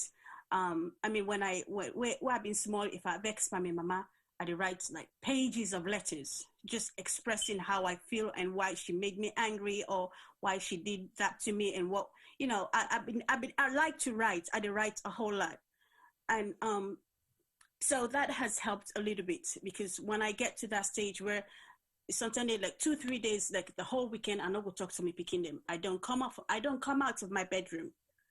If I do come out of my bedroom, maybe I can't pick one banana, come on a kitchen and go back upstairs. So, but I write a lot. I have pages upon pages in books that I just write how I feel, whether it makes sense or if it doesn't make sense, I just write, and somehow that's getting me through the day. But otherwise, I'm just a dangling string. Wow. I think for a lot of people who see you, who know you, or who think they know you, would be saying, wow. Because again, this is just to highlight that it's not, there's more behind things. There's more than meets the eyes, basically. For a lot of people who know Nuna or who see Nuna on social media, they will probably think, oh, she's got it all fixed. She's all sorted. She writes these beautiful things. She makes her little jokes and then moves on and seems okay. But again, this is about raising that awareness that you might think somebody's okay, but they're not really okay. Are they okay? And everything that Nuna has spoken about cries out depression, because within research and within clinical aspects of depression, you just need two of certain emotional feelings. One is anhedonia, and anhedonia is where you don't want to do anything. You lost interest in everything, and that is where Nuna is. The only place you'll get Nuna to go to is my house, and that's because I have ways to lure her to my house. And then of course the low mood has been there for quite a while. So, and people say, I know somebody mentioned you must go and seek help, you must go and do counseling. It's easier said than done. It's about when somebody's ready. And I see Costo mention it takes a strong individual to get to the bargaining stage. Quite right. It does take a very strong person to get to the bargaining stage, because when you get to the bargaining stage, that's when you start thinking, okay, I need to do something about this. I need to fix how I'm feeling. And for Nuna right now, she hasn't got to that point where she has to fix, because people might think, well, she's got you. She's got Isita. All what she said today is not new to me, but she is not ready. And you cannot make someone move from point A to point B when it comes to their feelings and emotions if they are not ready. And it's also about what tools as a community. Fatty mentioned a lot about the community in her conversation. And we're going to go back to that when we come to what has made them cope on a day-to-day. So it's about us as a community. What resources, what tools can we provide someone to go through the stages of grief? And like I said earlier, it can be anything or it can be nothing. It could be just being there and just listening and saying nothing. Everybody has experienced loss in the last 18 months. And interestingly, even one of our producers wants to share. Initially, he didn't want to. But again, like I said, this is what this platform is about. People inspiring people. And the things that we think are private, that we shouldn't talk about, actually, are they really private? If what other people do or say to us has an impact on how we feel, should our emotions then be private? Should we not tell people that, you know what, if you come across this scenario again, stop and think before you take a phone away. Stop and think before you go on the radio and make up stories. Because those people who did that, they did that, what, 25 years ago or so? But what they did not realize is the long-standing impact it's had on Yusufu and all the other survivors of those people that they killed that day. You know, so it's very important for us to think about our actions at every given time and how we have to train ourselves to be a bit more sensitive to the next person and what they're going through and not assume. So T-Boy, you don't need to introduce yourself. I'm sure everybody knows you. What's your story? Hi, welcome everyone. Welcome once more to the Head Show. Today is a very special day. Eid Mubarak to all the Muslim brothers and sisters. We don't go pray. And the only we don't eat boku. Yes, I don't say all man don't turn out, some man don't gap, some man still asleep. But today is a very touching matter. And now forgive me because I get cold. And this now we own season where the weather they change, we get serious fever really overcome with. So me, I know I get because I cry you. Now the fact no more say I get fever or I get cold, hay fever. But T-Boy, it's okay if you are red and you want to cry. It's okay. No, that's good. Yes, it is okay. It's okay. No, it's true. Okay. Well, today I just for the benefit of everybody with the online, with the watch, and we know say grief has been a very common issue within our communities over the past couple of years. Some people were touched 5, 10, 15, 20, 30, 40 years ago. Some were touched as recently as yesterday. Some were touched as recently as today, this morning, this afternoon, even with the talk show. So everybody gets their own kind of experience with an ongoing through in life by losing loved ones. We've lost so many people around us who are very dearly to us, but there are people when you lose them, and you're not aware of going to be losing them, they don't have any form of illnesses around that you're aware of, it becomes a very shocking thing to you. And there are also people that we get serious other experiences than we, their loved ones were deliberately killed for so many other reasons, best known to those who actually did that. Again, it's a difficult way to deal with that when you know that your loved one died because somebody actually took their life and you don't really know why. Like they don't make mention of few things that will not happen now, few of late, and with Yusufu experience and with the Wami experience of all what you know say with Nuna and with Fatih. These are all touching experiences for people that we need to expect say certain things like this will happen to them. In my own situation, it's a bit challenging and different. When we get to the pandemic days of early last year to almost to the end of the year, we attended series of burials because we actually started the Zoom burial way not been too common within our communities. And I believe, say, a couple of years back, I don't cover a lot of other funerals then, but it's quite different because you go there, put your camera, take pictures and film the events, and you come back home, sit and watch all those dying moments of people going through grief, crying, and you feel part of it. But it's totally different from the way Zoom can take over the burial scenes of people dying, not just in single numbers, but rapidly. And you're also going through this process of participating in people's funerals. Every other week, we do minimum of 3 or 4 funerals. And you're thinking, wow, this is very close to home. And then you're thinking, wow, close to home, but it's not under my feet. And you're thinking, wow, how can I deal with this if it happens?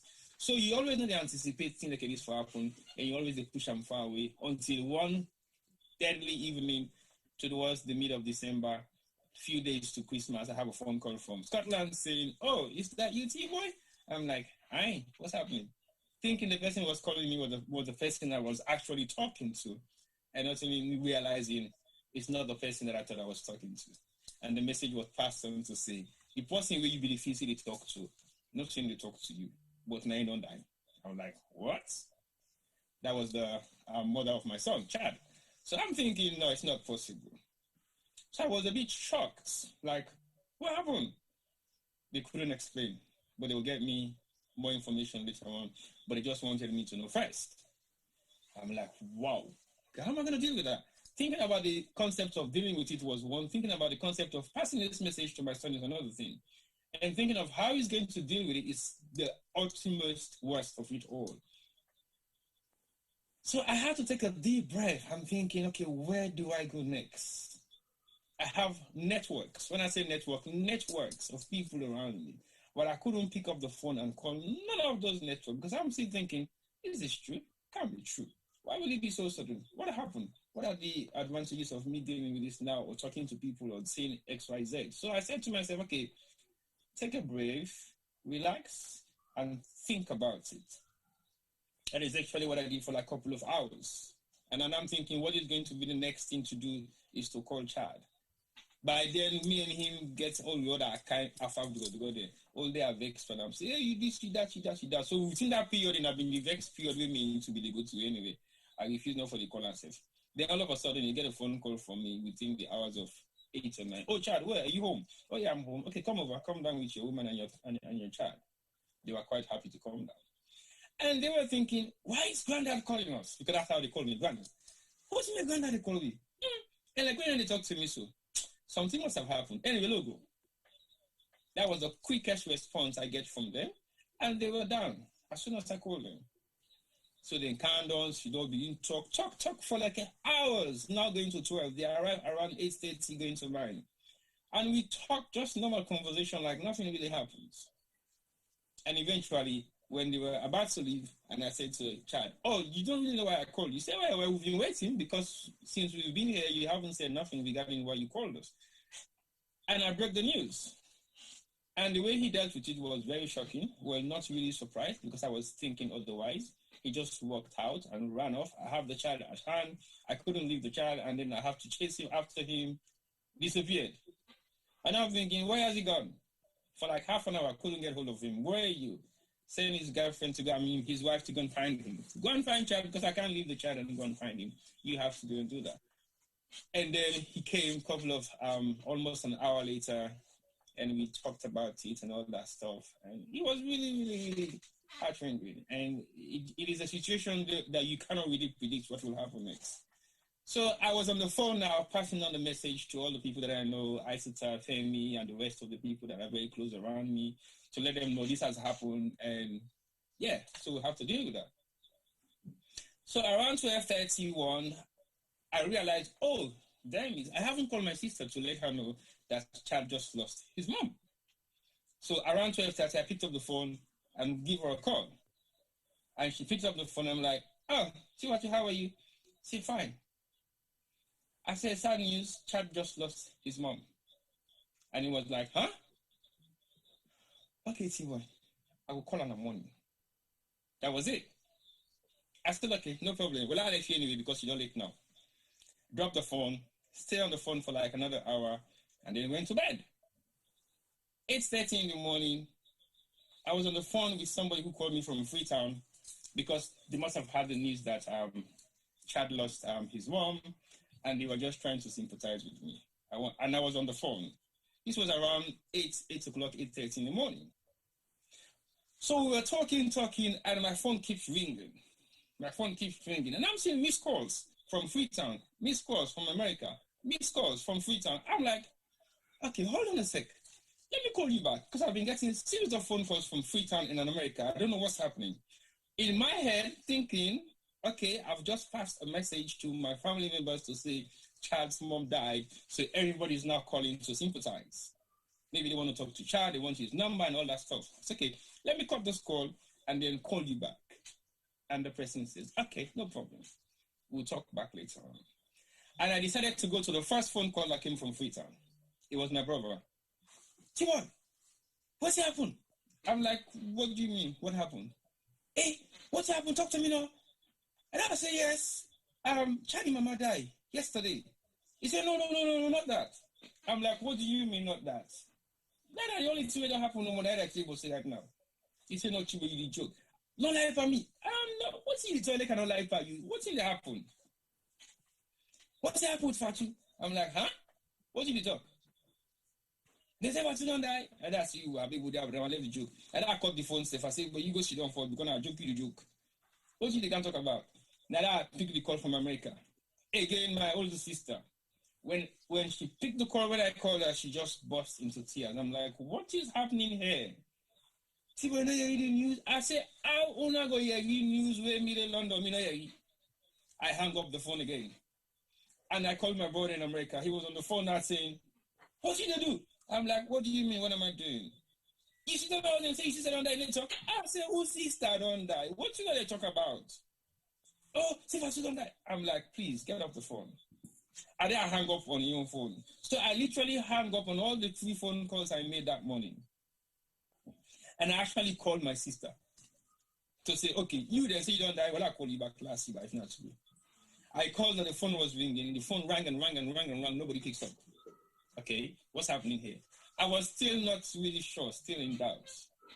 And I still wait, say, okay, get this phone, then get up and pick up now. Now they, me, what I call me again. Timon, what's I did now? And I said, what do you mean I did now? And they tell for call the phone not they go through. It again, but then they pick up. I said, but anyway, forget this phone call. And they work close like to make a camera use. Because I don't understand who's in Una they talk to right now. Because it's not person I talk to, the last person I talk to before I say.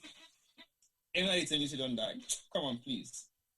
I don't wear me close, work to assist, don't call cab, they wait for the order for cab. Now they finally I go down the step. Now they call the phone again, the phone ring. Then pick up. Abdul, what's happening? Say yes, uncle. It's true. I'm like, don't give me that. So basically, I don't even know how to respond. I just hang up the phone, walk backwards, and tell the cab driver, say, you get for go. This house have the intent for go right now. I need to go there again. I say, so just take the money number from the sleep we don't book me for. So I walked back, walk upstairs. I actually came back upstairs, sat down, and I'm thinking to myself, no, this is not true. And I'm beginning to reflect now on the phone call and everything. And I'm thinking, okay, Abdul, when I spoke to Abdul now, where are you guys? Oh, uncle, we are not in London. I'm like, what? Where are you? They said in the North England. What are you guys doing there? By the way, mom came to say goodbye to an elder daughter, Winabiki, in the hospital, in coma. She's dying. I'm like, no, this is not possible. So not just that, in non die, but we also older niece, also back in the hospital, they in coma, where instead of them don't sign out sick, for die. I'm like, no, this can't be possible. You mean inside one grain, they less than 24 hours, and they get 3 death sentence being passed on to me, just like that? No, not possible. So I therefore bang all the phone them down, came home. When I say cry, I cry like for student beats me. First time in the history of myself. And I'm thinking, I have lost so many people that are very close. When I say close, very close. But I couldn't believe that particular message will come in one after the other. And you're thinking you're a strong person, you've got strong emotions, you can deal with things, you can handle situations. After crying for like an hour, that's the time I pick up the phone to start making phone calls. But again, you will still be in denial, which I am still, then nobody no question them, because what I really endorse the denial back again, now because every Ramadan, my sister will call. Tiba, who said you go play today? Or will come up, we can also. So that's always been a signature thing that we always do every year. And I actually wake up this morning thinking, wow, okay, this is not the first Ramadan after my sister died. She's not even there to say, oh, Tiba, you back. So it reminds me back again. It brings in all the memories, all the stuff that like, you don't go to, you don't see, you don't experience, you don't see how people in the deal with their own grief. Now you have yours to deal with. How do you cope? What is the mechanism that you're going to put in place to make sure that you deal with this? So I am still in denial. I still don't believe it. I am still shocked. I am still thinking, wow, what is the next situation? Or what's the next way you get for actually accept, say, this is the reality? So it's a bit really, really challenging. Like as some of people see us come online every other day. We talk boldly. We speak about things that we believe in. We express ourselves. They'll think, oh, you guys are strong. You're dealing with this situation very perfectly well. You guys don't have any issue. But sometimes it's the mental derailment of what some of we like I can go through. Sometimes when you guys see us online, it's not just the happy face that you see that talks to you. You have to think about what happens behind the backs of these people. Because again, is it a way of expressing our own frustration and anger? Is it a way of dealing with the grief that we've gone through in life? Is it a way of us believing in certain things they will believe in? We'll say, okay, well, this is not something I believe in, but guess what? It has happened. So it's very challenging.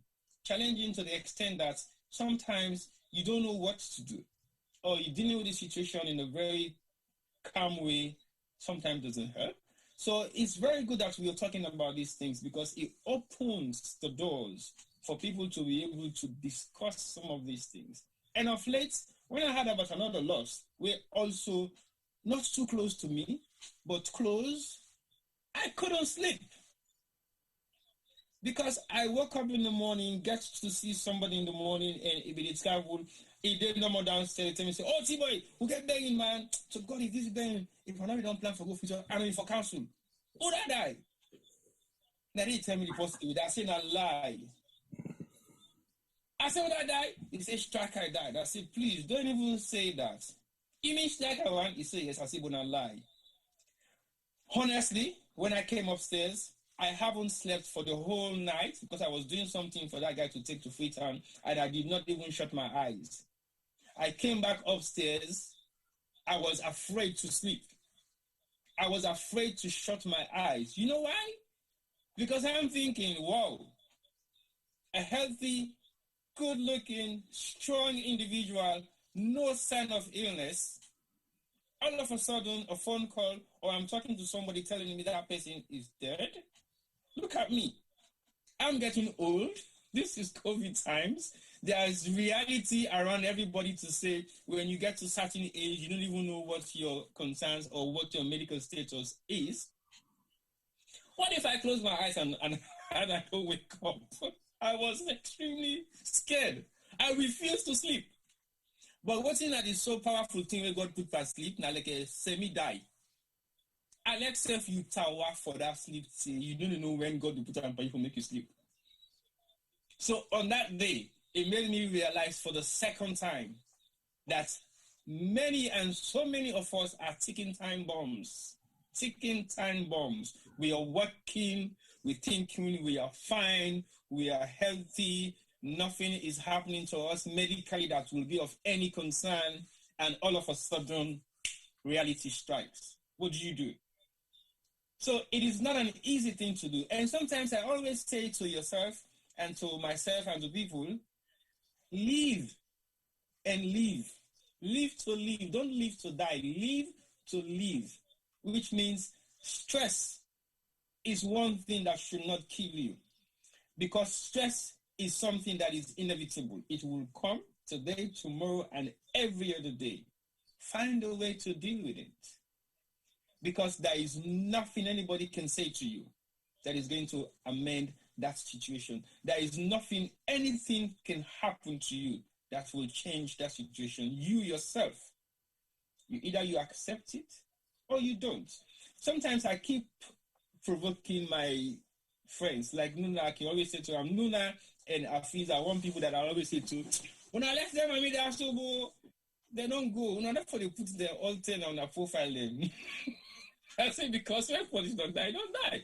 But again, that is a way of them keeping that contact very close.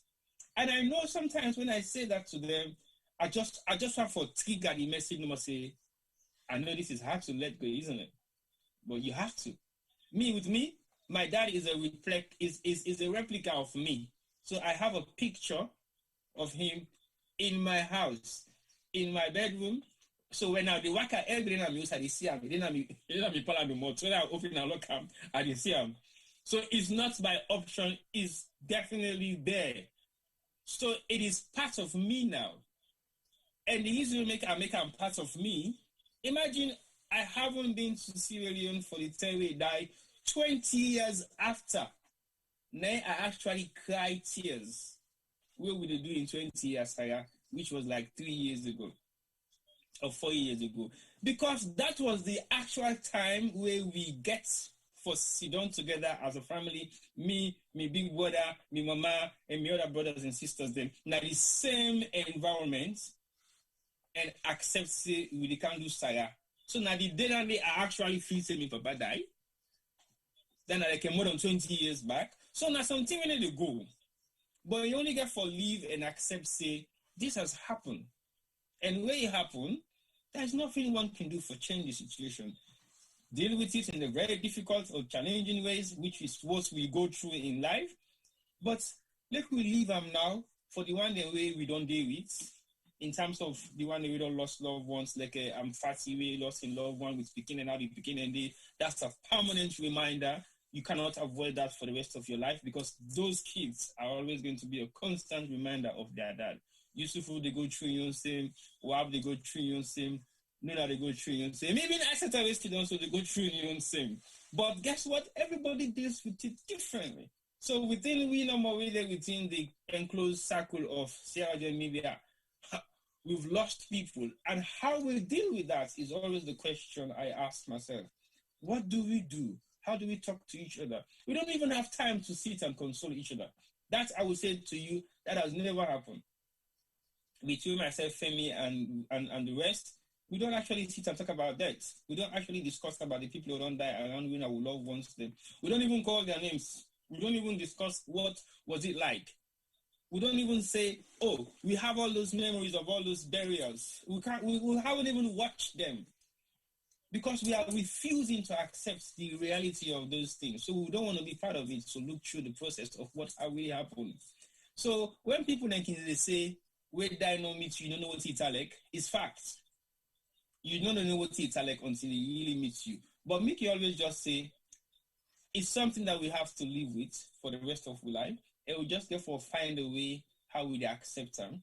Because otherwise, we'll be stuck. And when we get stuck, the consequences of we getting stuck, it affects the one that we're around with, and we love ones, and we siblings them, and we picking them, and the thing that we will deal with in life.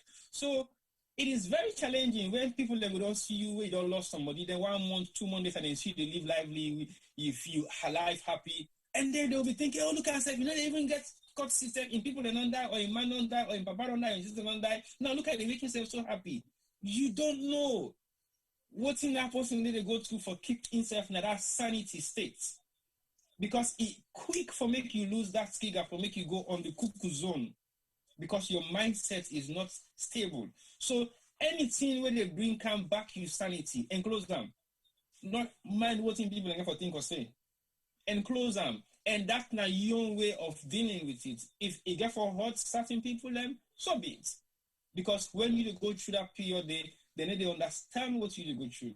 Like a minute, I go sit down and say, oh, I don't really need anybody around me. Because sometimes when you're going through certain amount of grief in your life, you will not know exactly how you're going to deal with that. We done a couple of programs there, so we always say, T-Boy, have we checked the people that were online yesterday?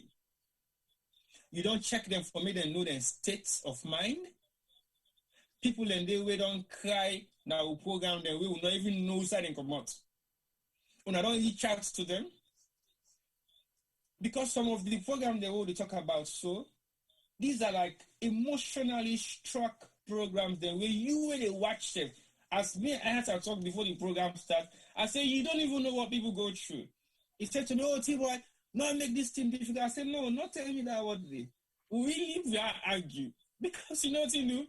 I'm thinking, sitting down just behind the scene, I have gone through a lot of loss. And you guys are talking about the death and how you react or how you relate to those deaths within your lifetime. And I have gone through similarly. I might be struck even more than you because you have the courage to come out and talk about it, but I don't. So it kills me inside more than you actually talking about. Sometimes accepting the fact and talking about it is a big release for you to say, well, the world don't know now, so what's in I begin? I have to now live my life and be myself. Because guess what? People might be thinking of me this way, of me that way, of me this way. But now I am myself. I've come out to the open and discuss about my own life, of how I dealt with this bigger loss of mine. But I have to leave. So T-boy, just to interject that, so you would say, as we move on to coping, you would say talking about it and doing the things you do is your coping strategy, right? And for you, it's about until you find that space where you can then accept and move on from denial, you will find ways to cope with it. And you're finding ways, which is one way of doing programs, still continuing to air out people's funerals and be part of it. And at the same time, most importantly, sharing your experience here today. Well, sharing my experience is one, and going through the process of covering a lot of funerals is another, because you will see the emotions of married people, family members, people who have to deal with their kids, burying their sons and daughters, burying their husbands and wives, burying their aunties and uncles, and you look at the way they express themselves. You look at the way they read out their tributes. You look at the way they respond to the people who they have lost, what it means to them. And then you look at yourself and put yourself in their position. Then you'll be able to understand. It's another way of accepting it.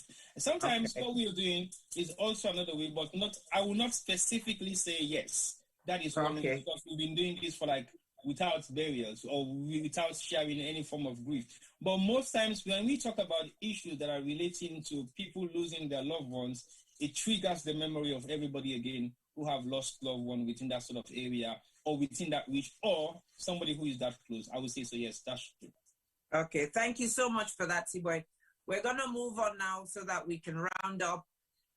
Viewers, if you have any questions, please ask, or you can call in. The number is in there, or you can just send a message.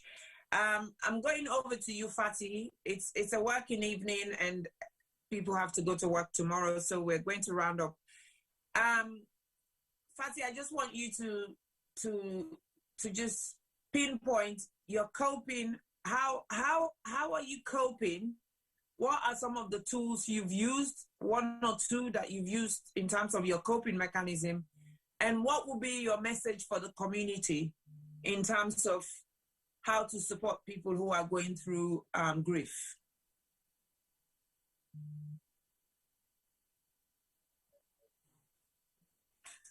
Thank you again. Good evening. God, it's almost coming to midnight. I've just realized that now. Thank you so much. And you know what? Before I go into coping mechanism, I just get a few things that I jot down. Well, I just want to go quickly. Firstly, on the denial, I think who was talking there? T-boy, you talk about going through that difficulty. You know, like when they talk through that, you know, all you young, imagine T-boy go through that day, 3 in a row. Mine was 1. So whenever you think about your own situation, this is how I look at my life. This is how I cope. This is how I cope. Looking at T-boy, like what he go through. He go through 3 in a row. I read the Bible. I look at Job, how good he was. He lost everything in one day. Who am I to lose my husband and lose my head? Who am I to lose my husband and think like something else is not going to happen tomorrow?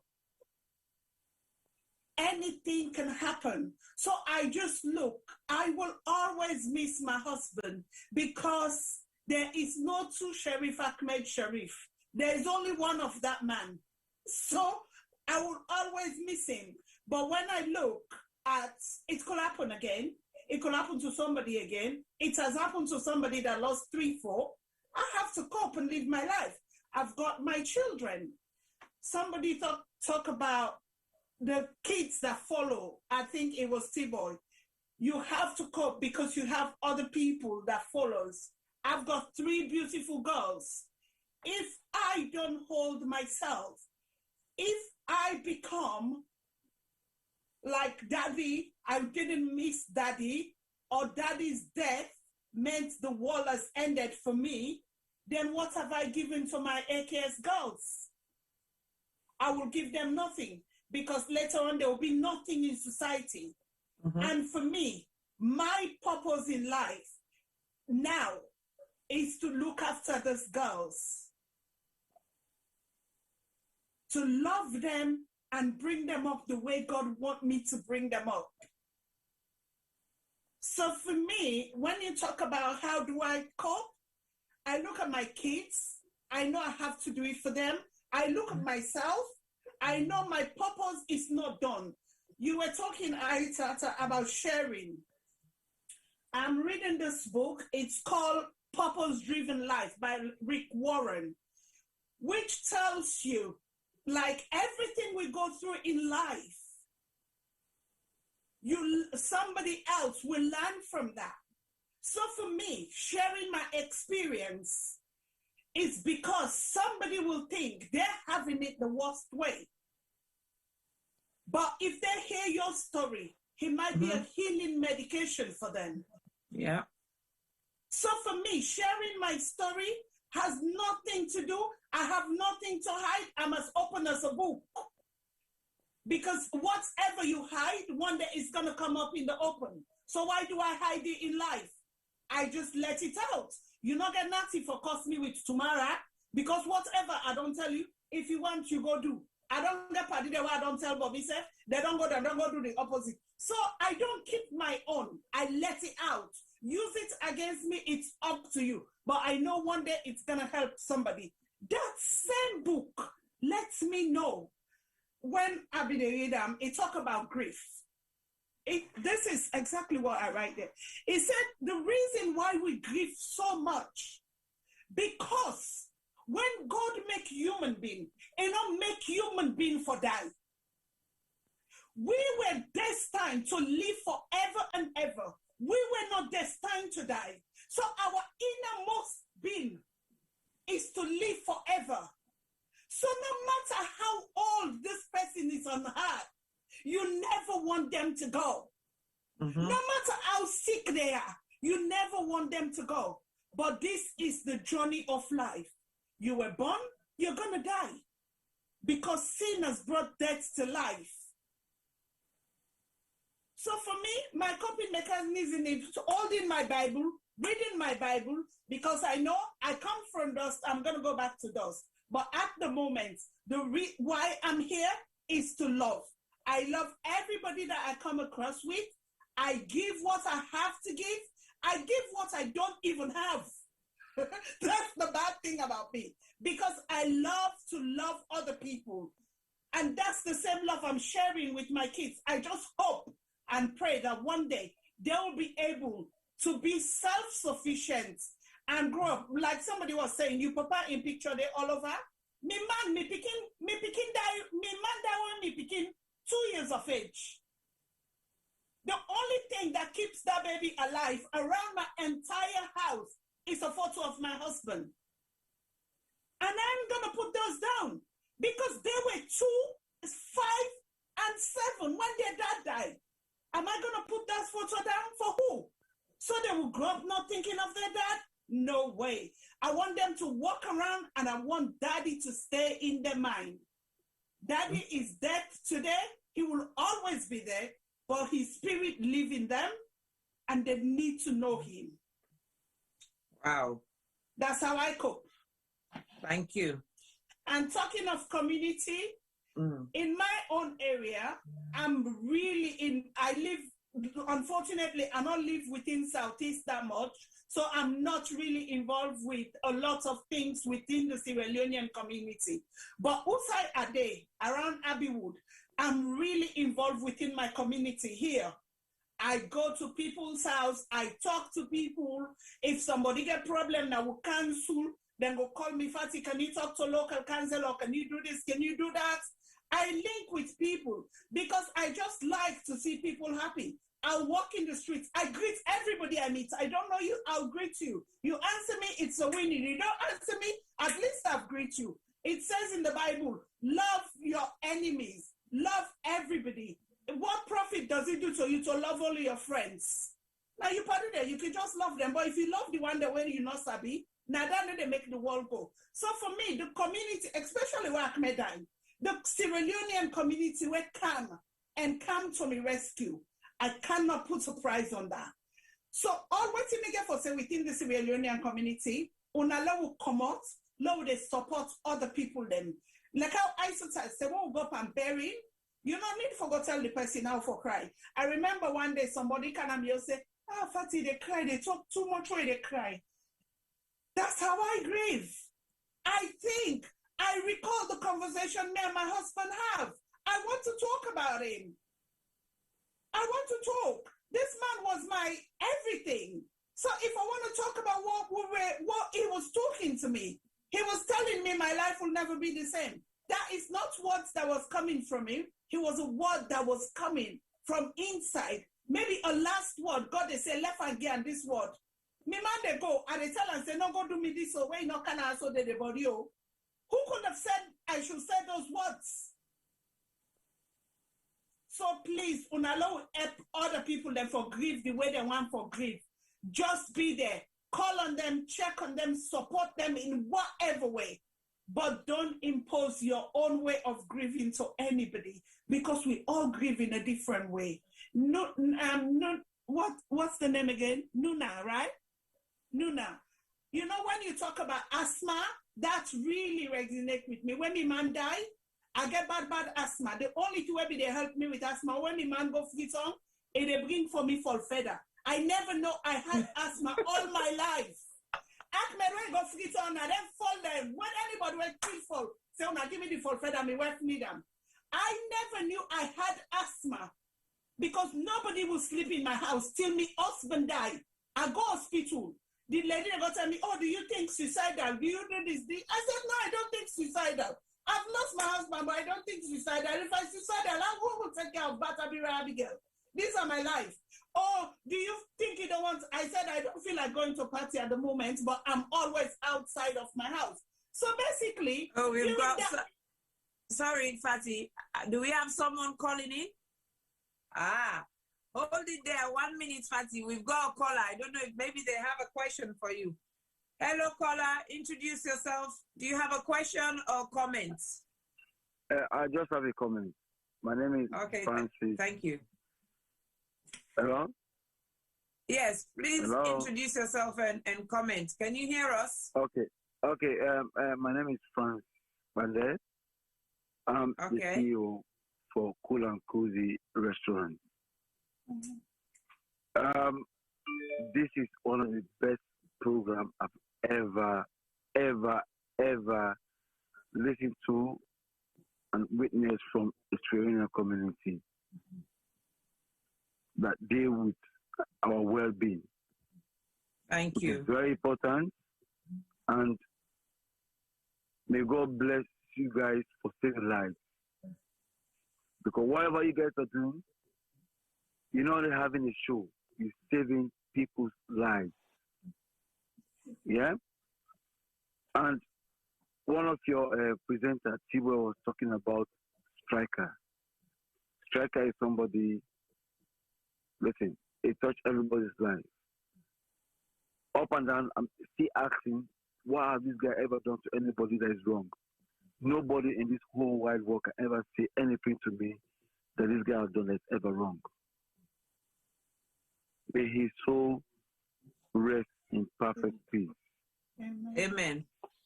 What you guys are doing, you're saving lives. You're saving lives, you're touching people's lives in one way or the other. Keep it up. Thank you. We, children and them, let me go to our own children people then, yeah? Because it's not a program, it goes cut across.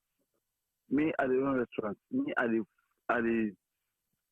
the roast beef every day at the eat, what I eat, I don't know what the impact that beef will do to me. I don't know what the impact of that egg, what they eat yolk. Me picking eat egg, that eat it, this is not healthy for me. But me they take I eat them. Yeah, I build up my cholesterol for me. Yeah, it destroy me internally. I don't know. But when they come day to day, when they tell me things the way they go on, now we life them, now we body them, we they help with, which is very good.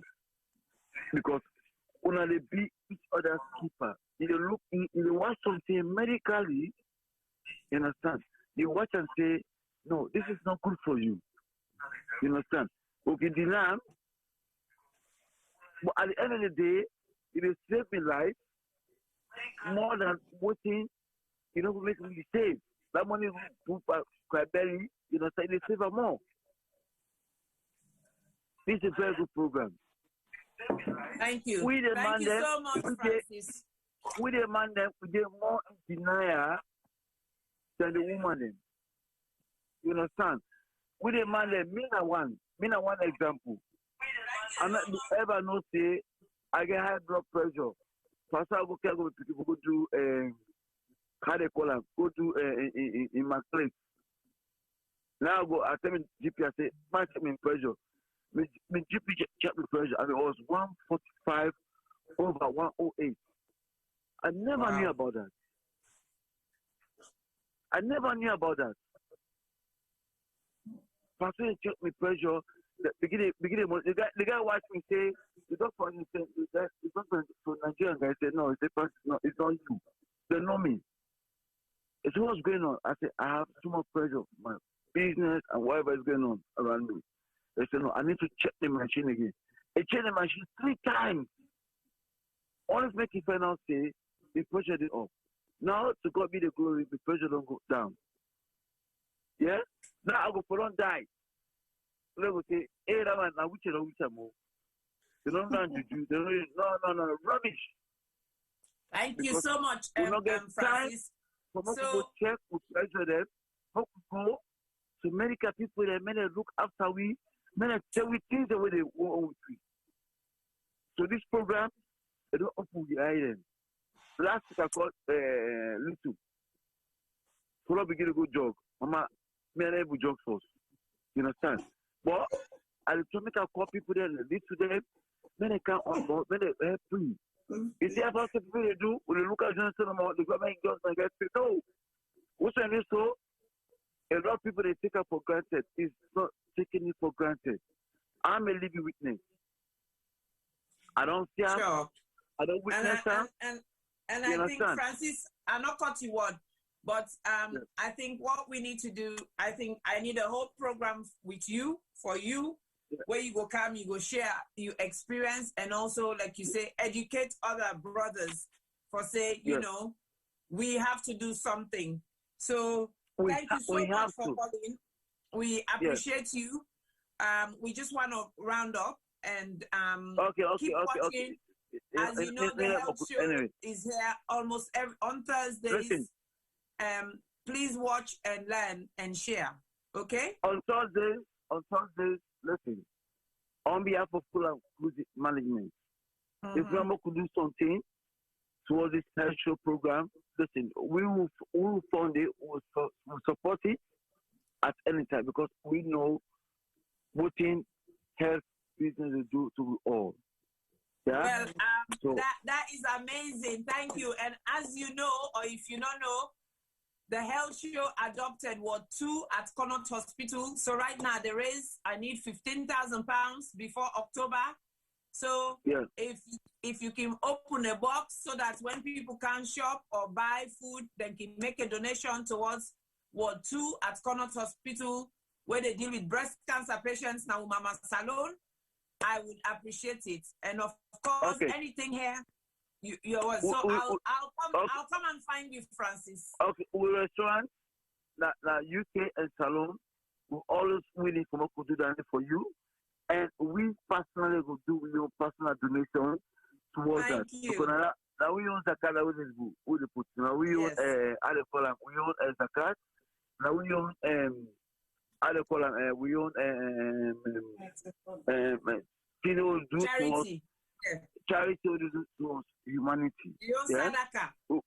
Yeah, Sadaka. Then we own we put all things together. Anytime you come, now shop to me. We can contact me. We can put box in there. We put in a salon back as well. You understand? Okay. So that all one will get. Thank you so much. Then we personally want to put your things that we put together. May God bless you now for what you do. Yeah? Okay. Thank you so much. We appreciate you. Yeah, Have God a lovely evening. God bless you. Yeah, and the rest of the week. Yeah, thank you. God bless you. Yeah, you just want to round up so that we can move on. Yeah, sorry. Thank you, Francis. That's really amazing. Thank you. May God continue to provide for you and God give you more customers for making support this noble cause, yeah?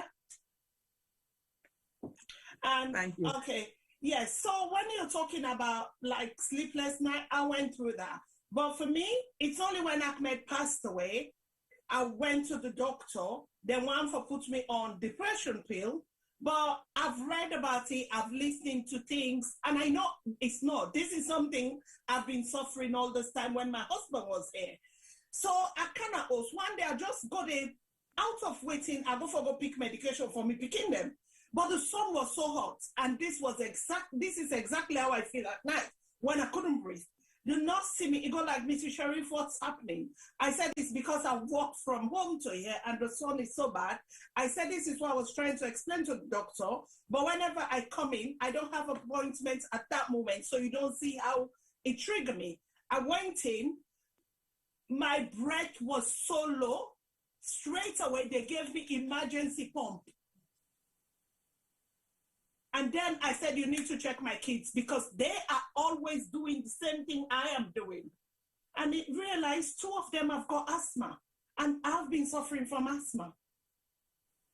So there are so many things when you go through grief, when you get for open your eye for watch. So please, on the salon community, people were like, oh, 40 years, maybe not the pressure they go through. I said, I've got myself. I know what I'm going through here. Me fall feather no day. Me man not give me fall feather. This time don't cause this problem. Forget me fall feather. So thank you so much, Isata, and all the panel. Thank you very much. I'm really, really happy I come on this. Thank you so much. Thank you so much, so much, so much. Nuna, boy mata Tunis. Yusuf, I'm gonna save you for last. Because I've got one special question for you, Yusufu, that I want you to end the program with. Nuna, I think you've already told us how you're coping, and that's by writing a lot. But needless to say, the problem is still there and it needs to be fixed. And like Fatih said, it's about how do you move from point A to point B and to point C, you know? So that's something we would carry on having that conversation about. But from a community perspective, from what you see when you go, you're somebody who is very, you're extrovertly introverts. People who don't know you think you're an introvert, but you're actually quite outgoing when you find yourself in a comfortable space. But it's very you're also that kind of person that you're a good listener, which is why I was emphasizing on that skill in terms of communication skills for people to say, sometimes just listening makes a lot of difference. Just being there. And that's one thing you're very good at. When I've observed you in so many environments, you just sit and you watch and you listen And I think I've commented on that recently and you didn't realize it, the impact that makes on people. So from your perspective, what would be your message for the community to say, you know what, when you find people in this situation or when you are going through this situation, this na me only to 2 cents what I would give. What would you say? Yeah, just as you've said, I'm not one who goes, when we go out or when I'm out, I take center stage. I've never done that, and it's not just me. But as you said, I do listen a lot. And one thing where I will always say about Salone community is we have loudspeakers. We have loudspeakers, not in a bad way, in that everybody wants to be heard. And just as you said, nobody listens. And I think there are listeners in our Sierra Leone community, but they don't take time to listen to other people because they want to express themselves as well. They want to be heard. They want to be seen. Well, what Mamigo say to the community is that just as Miss Kiptiu, they say, one time when I take time and listen to people, then when I take time and just talk to somebody, not because you want Congo sign in talk or not because you want be in business, but when they talk in general, when I meet in a party them, instead of they discuss politics, instead of they discuss, yes, we get for discuss politics, but politics get in on time, we'll get for discussing. You know, it's sit down near person and just when I just talk normal talk when they talk, ask how they do, what they do now. Also because as I say, you want Congo side the person, but just general talk. You go see how people them. Now, one question you go ask somebody, where you go open a whole lot of situation, a whole lot of conversation, where you not ever sabi about that person. That you just see and say no more. Oh, okay, this is fine. Yeah, this person, you're right. This person, no, you know. So like when mommy die, I'm not there in Sierra Leone community like how Miss Kiptiu there or how Mr. Yusuf there or how T-Boy or Isata there. I'm not in the community as such. But the few people them will come around for a long time and even up to now, once in a while somebody could just send me inbox message, you okay? Not because of waiting at the post, because I try not to post because social media like Facebook and Instagram are where I do most. But when I write, I have a page on WordPress where I go and I write stories, and I'm a budding writer as well because I'm doing a degree course in creative writing. And most of my writing, even my dissertation where I gave recently, like last week, and I handed me dissertation, it was about my mother. And all my shots, all the 3 years when I don't do this course, or they done this year, every story that I've been asked to write, whether it's poetry, whether it's short stories, it's about my own experience, my own life experience, whether it's with my mother, whether it's with my kids, whether it's with my sister. I sit here, friends, I even make up stories about things that are happening to me, but I cannot, I'm not able to talk them, but I will make them into stories. So all I want to say is, let we they take time for talk to people them, ask them how you they do, not because how you they do, but because you just want to be concerned. Not take them bad though, if person asks you, but how you they do, really how you they do. You know, if you're close to that person there, you go able to talk to that. Even if you're not close to that person there, you miss person at party, you sit down with him picking them, the one picking the hamburger, the other one they run yonder. Say, okay, now all this one for you. Go take the other one yonder. Go pass, go take food, go take drink. What that person they can't sit down, now start the conversation they start. Take telephone, person where don't talk to for ages. Take telephone. If you remember them, just even if you not get telephone number, ask somebody else where say go get in telephone number. Phone the person. I do. I just remember you today. You're all right. Okay. Maybe it go talk to you that 10 day. Maybe it not go talk to you that 10 day. Some other time where you go call him, it go talk to you. I reassure you, say it go talk to you, because this is how I deal with people.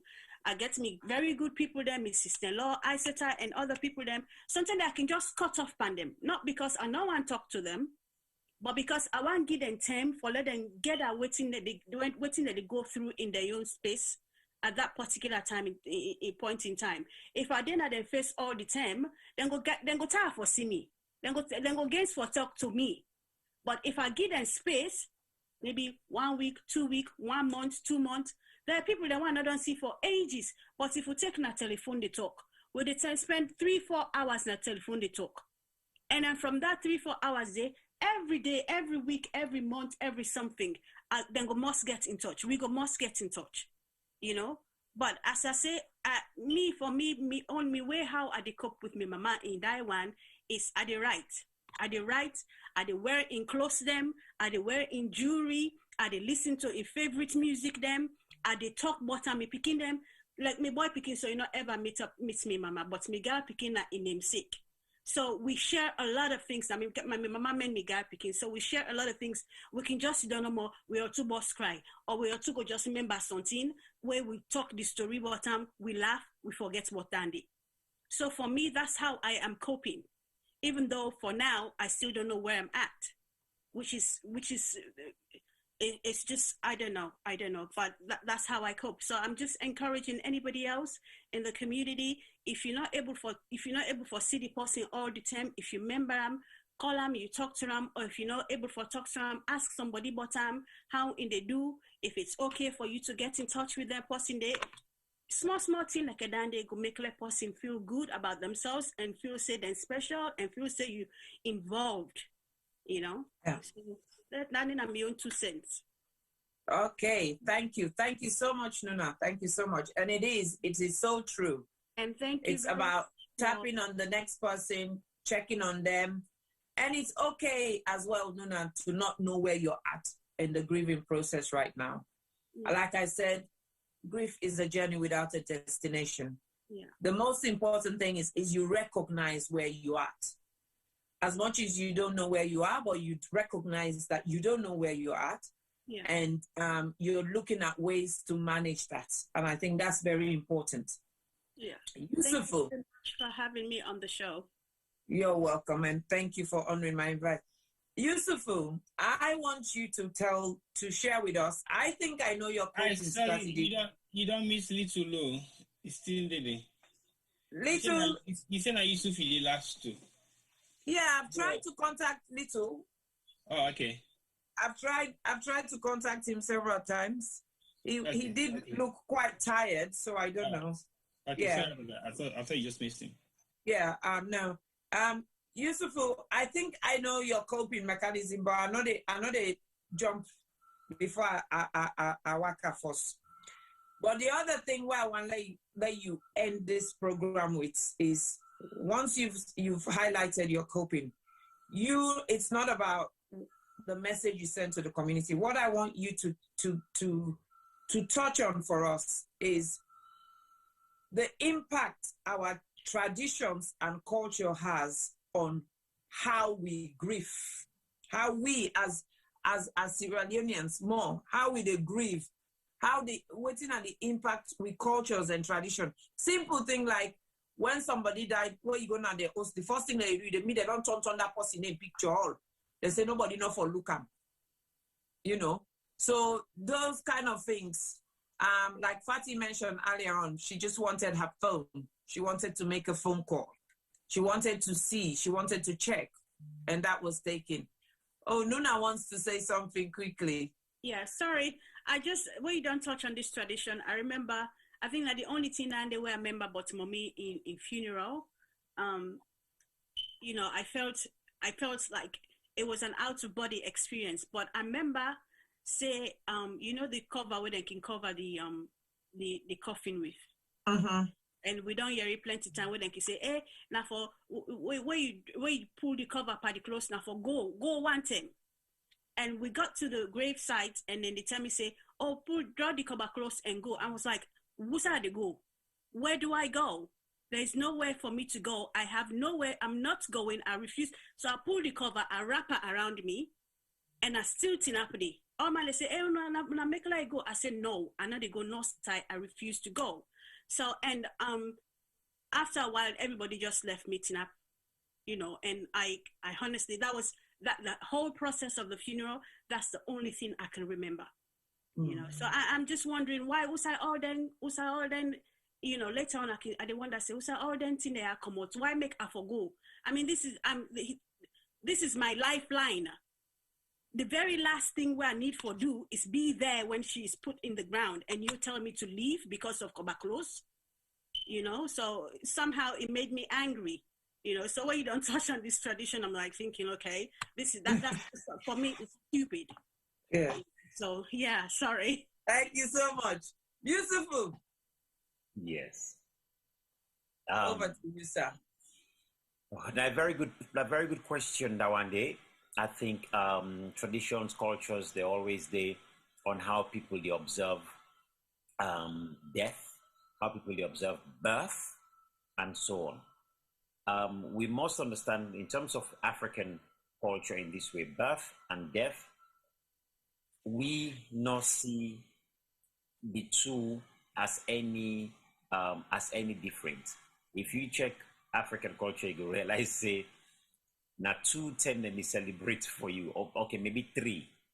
The first one where you born, the next one where you don't go secret society, you don't come out. Then the third one now where you die. I pull married inside it because I talk about the individual, okay, just the individual. So if anything, I then 3 points then day. With death, we get different ways then how we they look at death. We get the 3 days, or not 3 days, 7 days. Then we get the 40 days. Now, among the Yoruba, they call it Nyole. In Sierra Leone, that 40 days they will call it Nyole. The 7 days we will say waking. But all these, they're very, very significant. And I think the 7 days, incredibly significant in terms of that moment where we go wail and cry and literally get and accept, that moment of accept, say, this is it. Because that 7 day, they will go sit down for that waking day and all that. And that 10 the people that go come, then go, you know, we will sing them like a kind, so we wait for them coffee late na net. We will sit down for drink the coffee in the net so they can make. But these were important for we as we mourn that particular person the way don't depart. Now, 7 days at the same time, a not day for every other culture. If you go among the Limba people, then 7 days not day there at all. For mostly they go get close to what we go call the 40 day we'll go celebrate. But also we therefore consider that certain people that we get tied to, whether with certain society, then whether then they with Oje and Bangbani and so on, they all get their own funeral rites. Them when paramount chief die, they get their own funeral rites. We're totally different to it than the common man. So we get for understanding variety of their levels then they of what they look at there. But whatever the case, there's one common practice where me be used as well. And that one common practice there, you get your cola, you get that you bread, we call them bread, but the white flour would then cannot make, then with water. This incredibly important. And me now when me lose me daddy, I begin to realize the importance of that. It may seem like it's just small flour bread you put or cola and all that, but they are all symbolic.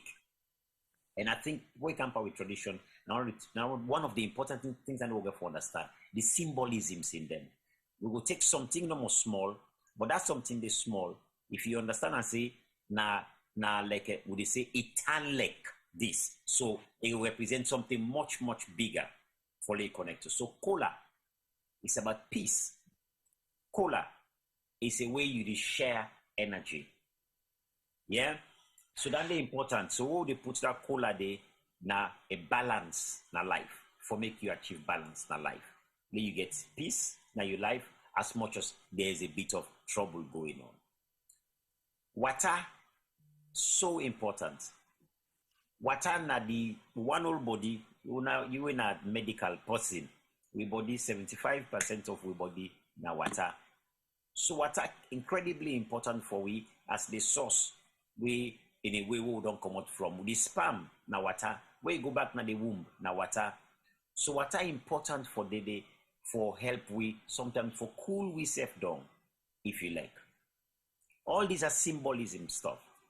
The world don't come out outside now. We camp the 40 days. Now, if I ask most people them, why make would they do 40 days? Most people actually no. Because we they look the 40 and we don't understand what in 40 actually mean. Why make not to 30 days? Why make not to 20 days? Why make not to 21 days? But they say 40. 40, incredibly important figure. Even the pyramid, now Egypt, the pyramid of Khufu, in self-get a dimension again, we involve the figure of 40. But I come out today, before I go there, I just take 40. How many days the flood inside the Bible? 40. How many years then say Moses walked through the desert? 40 years. How many days Jesus did a wilderness for? 40. After Jesus don't resurrect, 3 days, right? They say don't resurrect. Jesus day on the earth again for 40 days before he resurrects. It's significant. 40. Make a move a little bit forward for we. When Muslims they don't pray so now, they say 30 days they don't pray. But other one then they will then call themselves Mumins. We go add additional 10 days for making 40. The 40 incredibly important. Why? One, now the time, now the kind of I use the kind of time frame whereby I don't know how to explain this to now, where it take energy, unseen energy, for that vibration, they for come together and actually solidify for begin form something tangible. In other words, if you want something badly in your life, when you go into fasting or meditation or prayer for that thing, you do this consistently over 40 days, consistently, without a break. When you don't the 40 days, sit down no more and wait. That thing the way you wait for, it come to you, ma. This is just a law, a way of how nature works. I don't know why, but that's just how it works. It goes within that. And this has been scientifically proven as well, as much as it's a spiritual thing where people they understand from time. So 40 days in terms of losing somebody is a process where you go through, where by the end of the 40 days now, you don't reach a point where you don't say, okay, it's done. This body, this soul, will they release them now? So what thing will they do in terms of the Yoruba people when 40 days reach, then do nyole. Some of them go know the nyole where they can dig the hole, then they put rest there or they put binge all inside the hole. When then they do that, now that time then they release. If the person don't die, he owe you debt, you can release that debt today and say you don't let them go. If you owe the person, you go ask again for the other person, they release you. Or if you want me them pay you that debt, then you will say, they are big, I want me debt. Who's are this? So I don't better, I want me debt. The family then will try to come back, then pay you. Then that time day, every single grief, everything, now that time day for talk am. So that you release that energy, they finally make it go. So what I'm saying is that we people them understand vibration. I want to explain, I know we don't put me inside this kind of position. I just want to explain another further reason for understand what I mean when I use the word vibration here. Because when you talk of we body as human beings, you talk of energy, you talk of vibration. If you don't ever see, you don't meet person where he don't die, you will know for say if that person then say he don't die, you will realize even the fingernail is still continue for the grow over a period of time. Right? It's still the grow. But not only that, part the nipper in body where you could see the hand will just flick like that. I would say, it could just move like that. Why? Because now energy inside that one whole body day. When you get motorcar, as you switch the engine off, the motorcar not just suddenly cut off. When you switch the engine off, you go brrr, before you're done. Because there's so much energy. Say the same thing with the body. The brain can don't go. But the billions of cells within inside your body still get oxygen. They have to take time for quietly shut down. So when we talk of 3 days, 7 days, 40 days. Now the recognition of all them different processes, then the way the body they go through them vibrations, then they all that with the honor until that final the way the person don't go and weep. And according to the tradition we don't get so far, it's over a period of 40 days, and then you let that spirit go. It's done, it's over. So, and these are things where, again, for me, I don't take time for look at them very well. But like I say, different levels then they, if not paramount chief, then get different ceremony there. You understand? Certain people are already different secret societies within Africa, then get different ceremonies there. Even England now also, where then you do their own, then get their own kind of ceremony, then go past. If Queen die, then get their own. All in recognition of the positions the way that person they don't feel. Nuna, for example, talk about say, he just wants the phone number. That's an example of what I'm talking about here. That the vibration of that person, they put that number there. You see, when they talk of they can say the mirrors them. Where the mirror they don't, they will not cover the mirror, they say the man you go see the reflection there.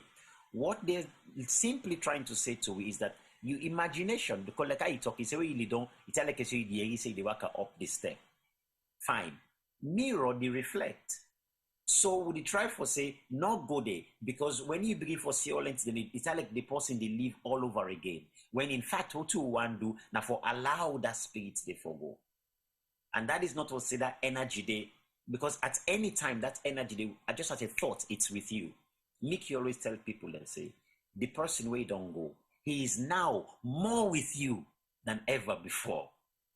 At a thought, they're there. Their energy.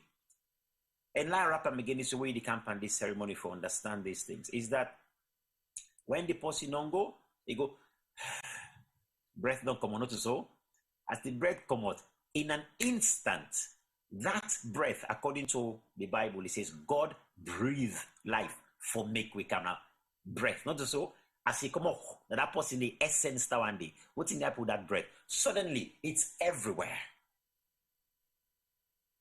So, I don't want to go into some other stuff that I don't want to digress, but I just want to say no more. The energies then they around, but we get for allow them for be. We get for allow them for be, and make we carry on with we own life. However, some people choose for dabble with that energy. That's another thing altogether, but some people choose to. For example, they want the way they go to grave New Year, but that's a different culture altogether. So I just want to say that let we just know that certain practice that we can do, we can help. And me, I know for say it helped me tremendously when I put me water, I put me cola, I put me bread. Simple one like that, it helped me tremendously. Thank you so much, Yusufu. It's interesting. You said people dabble with energy, but isn't that the same as bargaining? One of the stages of grief? It's pretty much the same, isn't it? Yes. So in a way, tradition, you can mirror it with some of these Western concepts, but at the same time, tradition for some people, it's difficult for them after 40 days to say, I'm letting go, and so on and so forth. So hence, it's a journey without destination. Little, we thought we'd lost you, but welcome back. So we were just rounding up now, and we were just saying, what would you want to say to the community in terms of when someone loses someone, how can they support? We've had lots, Nona say people need for learn for listen and understand what people are going through. Fatih has said allowance, give people permission, give people permission to grieve the way they want to grieve. Don't try and tell them how they should grieve or what you think they're going through. Just allow them. Just be there and just allow them. T-Boy also say, don't be judgmental. Say because if somebody lost somebody 2 months ago, then you see at a nightclub 2 months later, that means he's not grieving. Probably that's their coping mechanism. So keep an eye on them. And of course, Yusufu don't tell we a lot about how, you know, our traditions, our cultures mirror some of these things and some of the challenges with grief, where we don't touch on as well. For example, I mentioned the thing about when somebody died, that they turn the picture. They don't want you to think about the person. And while some people at that time, that's when they really want to think about that person. Like Fatty has also touched. In fact, in late husband picture, they're all over the place now, more than it was when he was alive, because that's the only way it will keep him living in the minds of their 3 young children who were very young when he died. And the same goes for Nuna. Nuna wears every aspect of her mother to keep her living, and actually attempted to buy the mobile number that she was using but couldn't. So what is your message, Little? It's nearly midnight. We go. Thank you very much, Aisata. I just want to apologize to everybody, the viewers of the health show and the panelists. If I honestly tell you, the forces of nature took over me. I slept. I'm not going to lie. We know that. We know. Because Papa God, sorry for me, brother. Like you know, I not make excuse for you already. I genuinely slept. You know, I could not control it. You know, like you saw me, I was going in and out whilst we were sitting there. And eventually, and because it's been a very long 24 hours, but I thank God.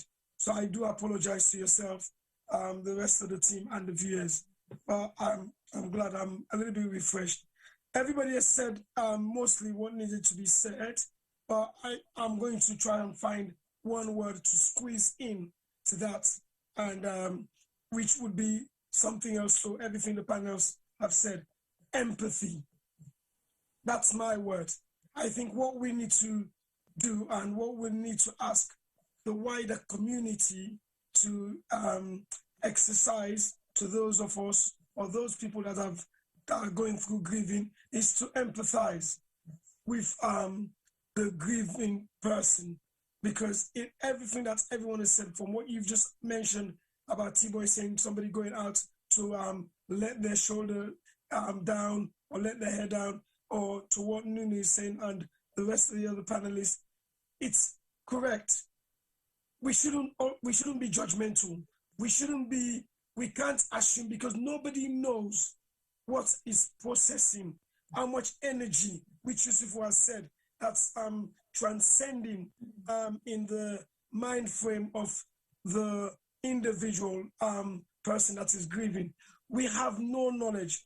All we have to do is just try to empathize in a very kind of way, which I would say is you ask question, but do not try not to make statements.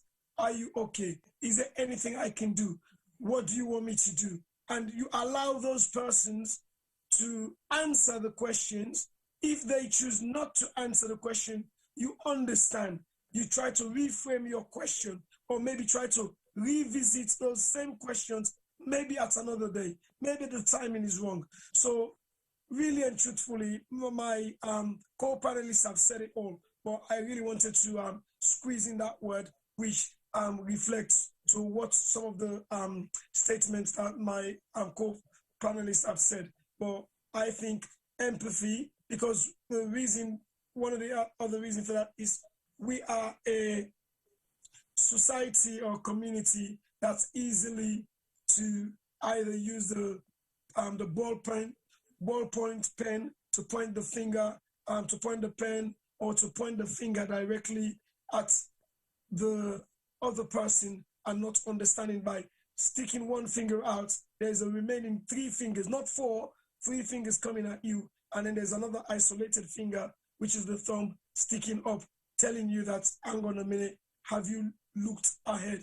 Have you looked up to understand that the person that you're trying to say something about, be judgmental about? Because bringing back my late sister, had a lot of that. She had a very quiet persona about her, and she had a different ways. And there's a lot of things which was said, not necessarily against her, but in terms of the tolerance level which she showed, she gave towards her husband, because she was a woman that was committed to marriage, and she was, as much as she was young, she was a traditionalist based on her upbringing, her foundation. So none of us knew how perfect or what are the rocky relationship with the cracks that were there.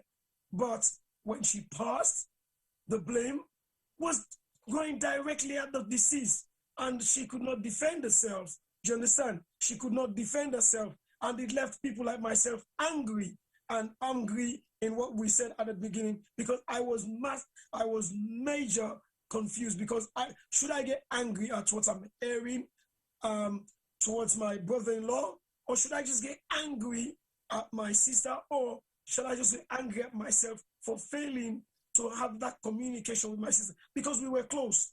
Even though the relationship, as close as we were, I respected not to challenge our authority. Instead, I was using her more of a resource point, as you said, a financial resource point. So it was very, very, very difficult for me to articulate where I am and why the community, and these are people that were so close to her, were failing to empathize. You understand? So I hope that my community, our community, can exercise a lot more empathy. Isata. Oh, wow. Thank you so much, everyone. Something. Sorry. Oh, Matthew wants to say something. Yeah, actually, on Little's area there, I actually, because you were not here, I made a point whilst you were talking, is on anger. I said one thing that I learned when my husband passed away was family issues. My husband loved me. I had no doubt about that. But one thing I know is when I was in this marital home, not everybody will like me. If people didn't like the Savior that came and died for them, who did everybody meant to like me? No, that's out of my head. So long as my husband loved me, I didn't care about anybody else. So when he passed away, you don't know what I went through. But one thing I know is when I was in this house, I treated my husband like the way he was treated, the head of the house. And nothing else matters what people say. Up to date. There are certain things, it's on social media, I cannot say. But one thing I realize, with family, they grieve in different ways. And that reflects on me. I was pushed out. But one thing I take it is, they're grieving in their way. And if they think when they're grieving, they'll bring it on me, oh, so be it. It will just come and bounce and go. Because for me, the priority is looking after my girls. If my girls are happy, I don't care when you throw the stone, it will go back. So for me is, you don't care what the people say. You have a relationship with your sister and everything. The world will talk. People will talk. People will blame everything. I've heard so much. But when it comes to that, you just look at the relationship we have and live on that and hold that. Don't care about the world, because they will always say something about you or about whoever. I wanted to say. Thank you. Fatty, you just touched on something. Everybody grieves differently, and this is what we're talking about.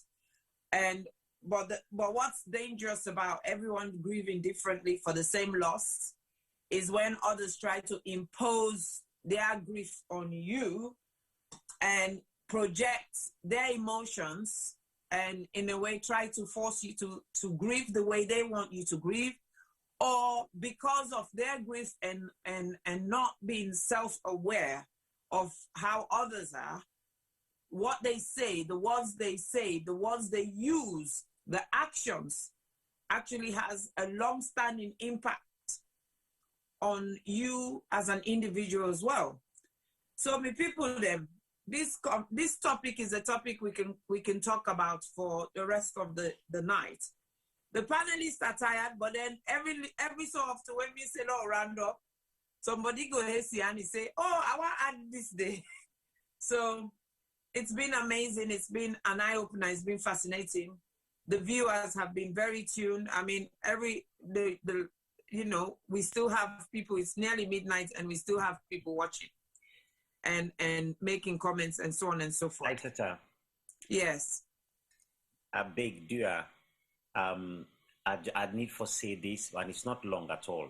I just need to address this issue because talking about injustice, because I read a comment on the Facebook Live, somebody saying, talking about, well, did SLPP get any justice for doing? So I replied to the person, asking the person, basically, what kind of future do we want for Sierra Leone? Because death is happening, killings are still happening. But one of the things I did with my own situation is I made a film. I made a film of me of my own grief, of my daddy, and about my life. But a student asked me in Sierra Leone, when I go show the film in Sierra Leone, a student from a college asked me, says, boss, how do you do it? After all of this, you come for can show this film when you know the situation right now. So I replied, I said to him that me come one for do this film, not for any revenge, now for me own, of course, document me own story. Important, just like how Minister talks saying the right all the time. For me, it's doing a film about it. But not only that, says that I'm coming to show you young ones how you overcome adversity. The sweetest revenge is success. Yep. And for me, that's a very important drive for me now in all which they do in terms of dealing with all of this. That how do I teach the next generation to say never again? Don't repeat this kind of injustice. And so I just want to say to that person, they will make that statement, even though the person a cover in name, I remember me before this big the person name up. I just want to say to them, and to anybody else really watch this program, injustice, whichever way you turn on injustice, whether it happened from 1960, 1970, 1980, it's injustice. We have to stop it. We have to stop it. Otherwise, let me forget the individual grieving. The nation of Sierra Leone is grieving, has to grieve. And I think as a nation, we haven't grieved well. Those of you who say we are Christians or Muslims, when they see how the Jew people then they grieve, then go on that wailing wall, then all go Allah, then all go cry in unison. Read the Bible. You see, I did a walk. Sierra Leone is going to need to grieve like this for make we repair the trauma with death, untimely, unnecessary death, the cause in our country. We are going to, and we cannot escape this. This is just a law. We will not be able to, just like how we make weapons in that, for 40 days, this is a national thing. We cannot escape it. England has not. All these other countries, they all don't build their monuments, them outside, and they honor all the one that will die for either for a just cause or unjust cause, but then they honor them.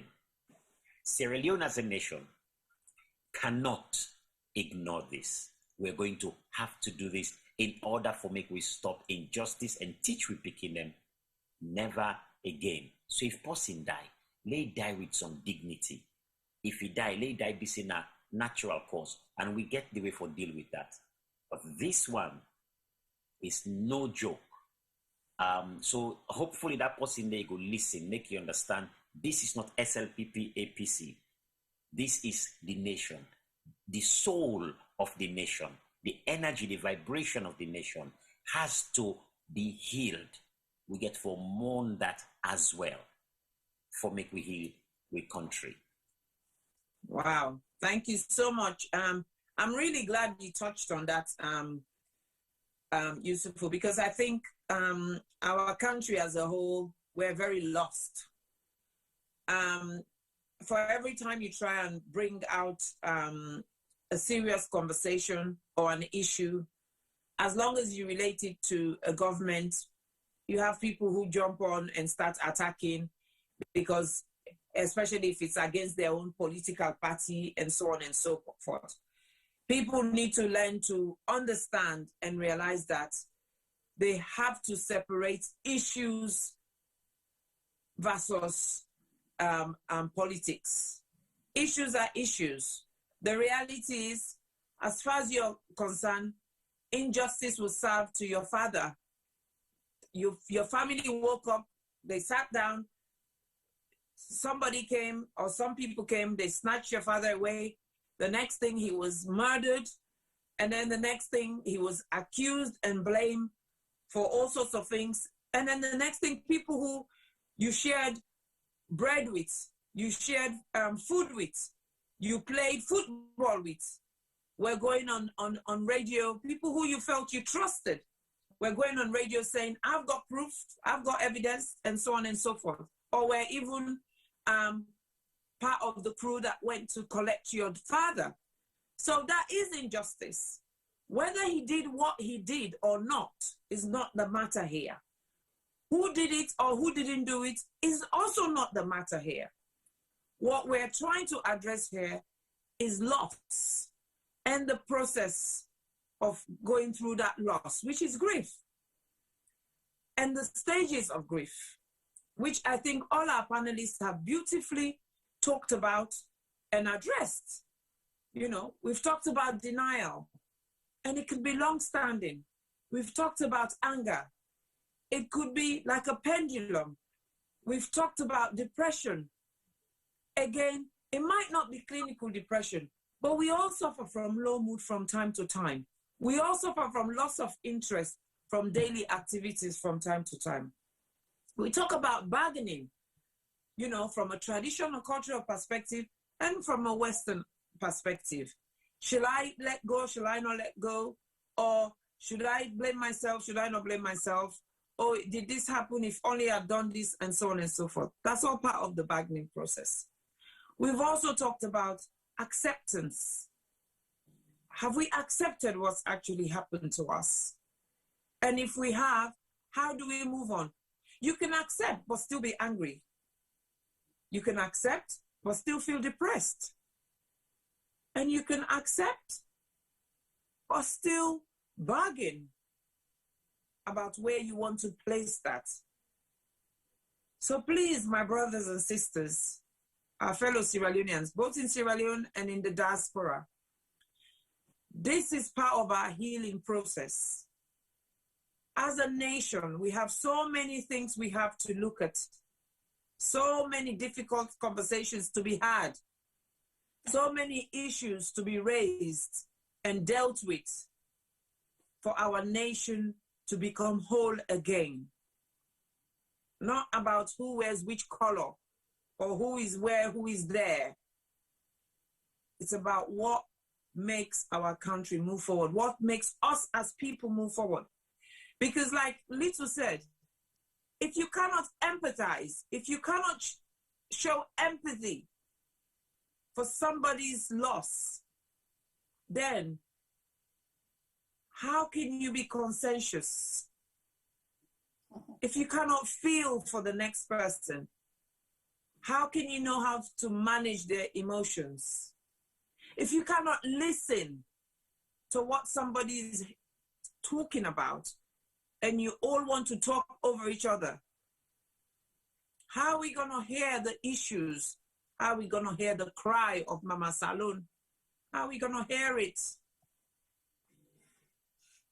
If we cannot be our brothers or sisters' keeper, like Nuna said, you go to an event, you see someone juggling 3 kids, and they've not even managed to have food.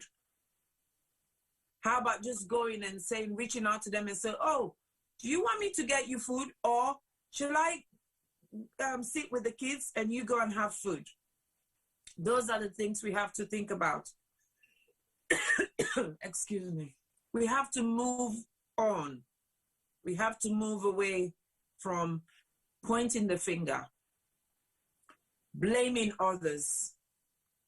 We have to accept our own issues. So as a nation, we are grieving, and rightly so.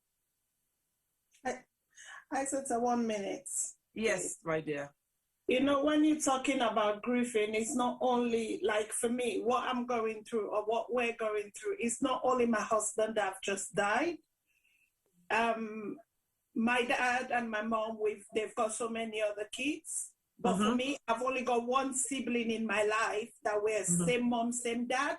And 1 year before my husband passed away, my brother got missing. And up till now, I'm talking to you, that is something that is deep down there that we're dealing with in our life. I don't know how my mom is coping because our only son is missing. So what kind of grief this woman is going through, and she has to put up with everything else I'm going through. So when we talk about that, it's also people, not only death, but other circumstances that, you know, people must be going through. For me at the moment, the thing that makes me live on, my brother left me 2 kids. I don't know where he is, but he's left 2 kids. And I've set up a library in Sierra Leone to just make their memory go. Both for him and my husband, you know.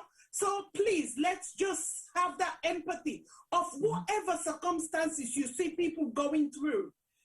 The whole political thing you talk about, my husband passed away when he was intended to go and stand as an MP. Died 2 months before the election. People are saying, oh, maybe it's because of that. But you know what? It's death. We're all going to go. So.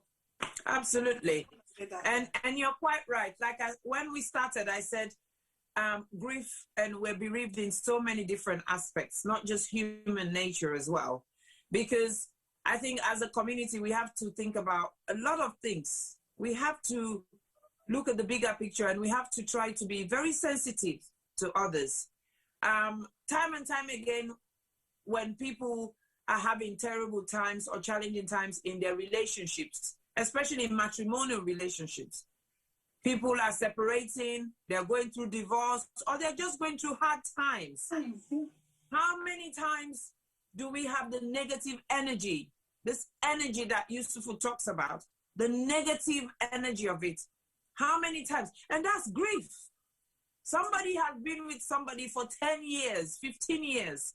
All of a sudden, the relationship is going through hard times. And they're trying to find their feet. They're trying to find a common ground. But what do we do as people? Rather than support them, we make it worse for them. And what we don't realize is that those people are grieving. That's anticipatory loss. They're grieving for something that they've worked so hard on, and they think they're going to lose it. So as a nation, as a community, we really have to think. We have to think of our ways. We have to think about so many things. Social media, for example. People go on. They become very violent, verbally abusive, or bullying others. They don't realize what others are going through. And they themselves, in reflection, are they grieving? Is that what they're manifesting?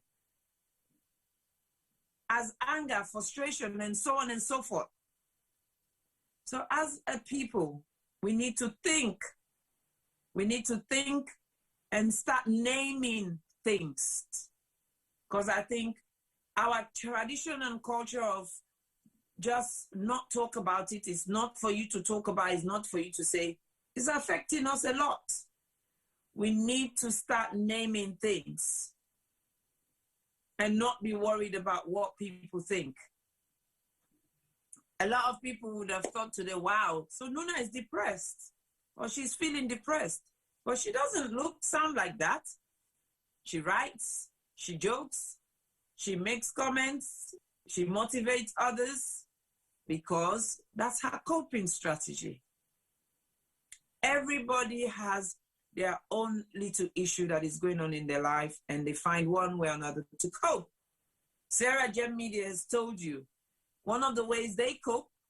T-Boy, Femi, Juma, they've all had serious losses in the last 12 months.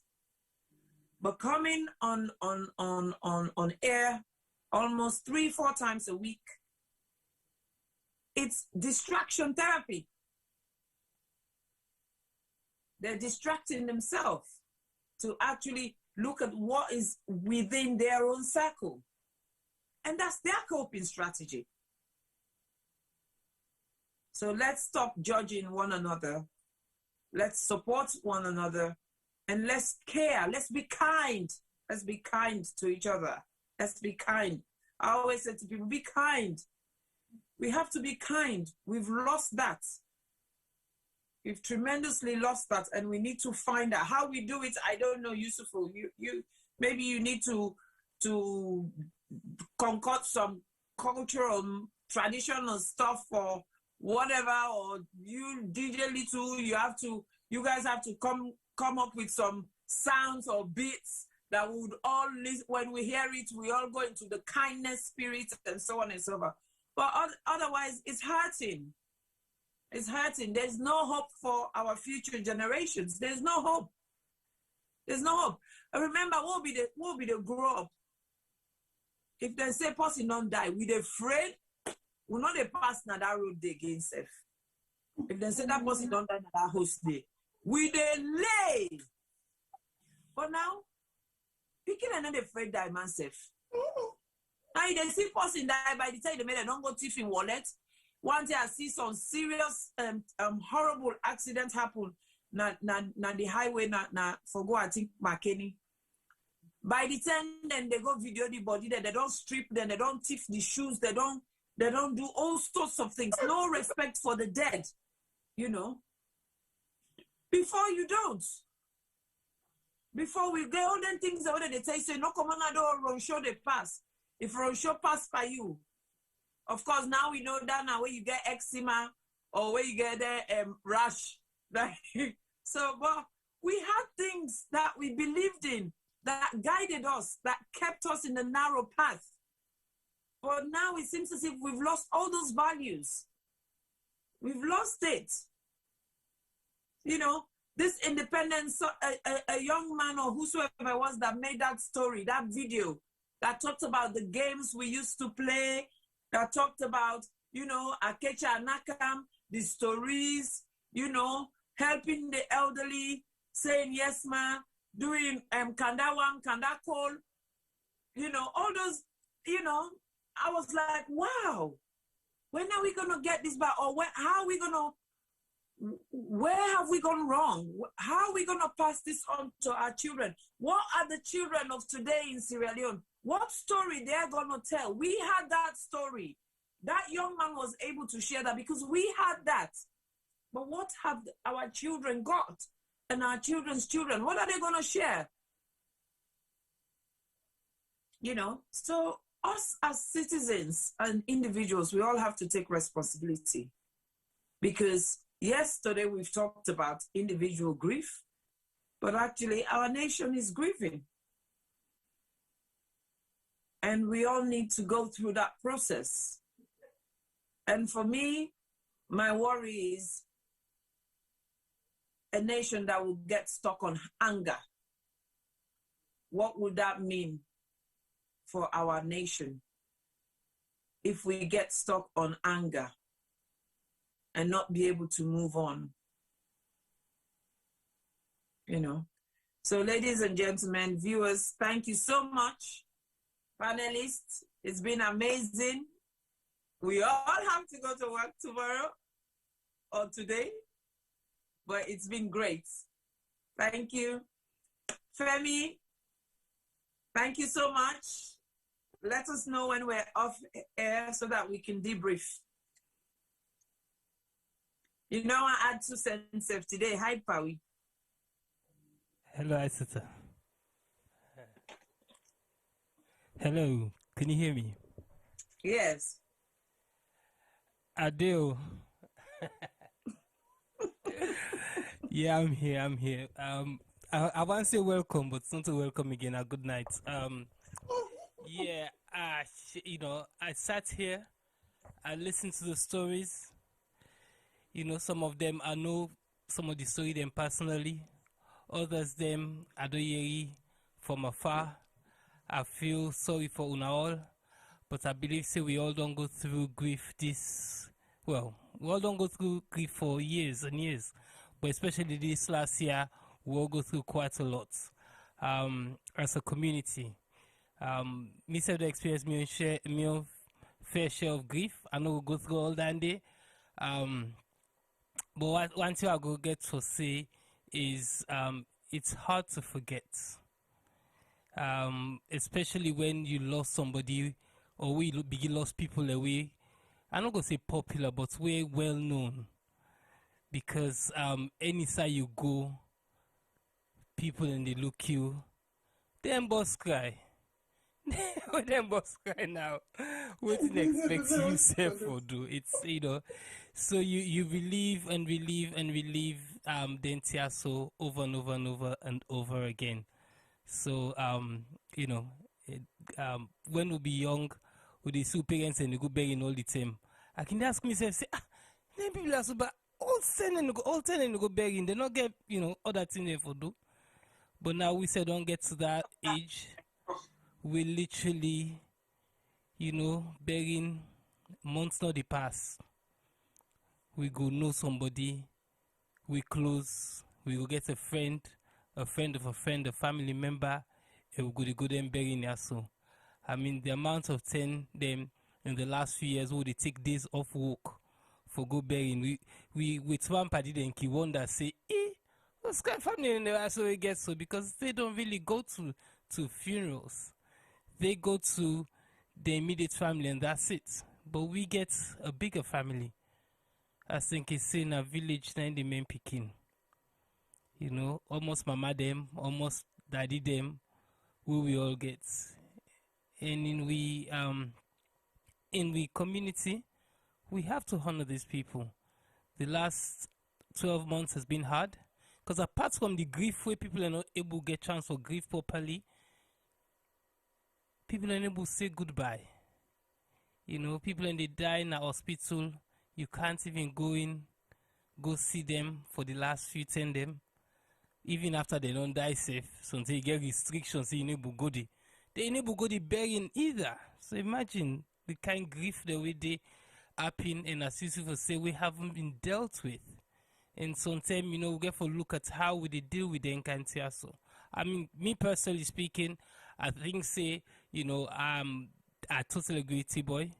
We're very, very busy people. Not to just this 1 year we don't get extra busy, but generally we're busy people. But I think then the help we for cope with certain things that they happen in our life. But some of us are Muslims, some of us are Christians, and then Kita we say we get for grieve as believers because death is part of life. Without life, there will be no death. So because we get life, one day we go taste death. But one more thing I want to say before I go, it's odd, as we've been planning this show for a while, but we not really discuss them a lot. 2 weeks ago, me paddy now work with man. We always they talk, we always they argue or discuss about religion and why you believe so strongly, then can they take the piss? Myself they take the piss with the argue back and forth. 2 weeks ago, one pan came to me. He tell me, say, Femi, you said there is a God, there's a loving God. Me and me woman just lost with baby. 2 months old baby. If God did, why innocent baby go die? Honestly, till this day, I not get the right word for tell him. and not get the right answer for tell them, because I don't know. None of us know. You know? And as Fatih say, who are we to question? Now God give, now God they take. We have to believe that there's a greater purpose for waiting in the happy in our life. God not go ever give you anything we can't deal with. Some of them things they make we stronger. So my sister them una wash. Every year I see Nuna post. I they tell and say, it's okay, darling. Mama na one, easy. I'll for take her easy. But those words are just words. She knows the pain that she feels. So my brother them, not to my sister them no more, my brother them, one pan them text me middle net one day last week, I think. Tell me say, still it go through this. That's asked me, brother, I'll for take her easy. It's okay. God day. Life is for the living, but one day we all go die. We shan't live forever. Nothing is guaranteed. So let's look out for each other. Let's be our brother's keeper and our sisters as well. Let's reach out to them the way until we hear from and just check on them, especially this time. Not because now the vaccine don't come, most people are not going to get better, but people are still dying and people are still dying in our community. So let's check on our people. Let unoka read the news. They'll be giving me say, sugar, why not don't pick me phone the other day and call them? It will come to us all. But before it comes to us, let's do the right thing and look after one another.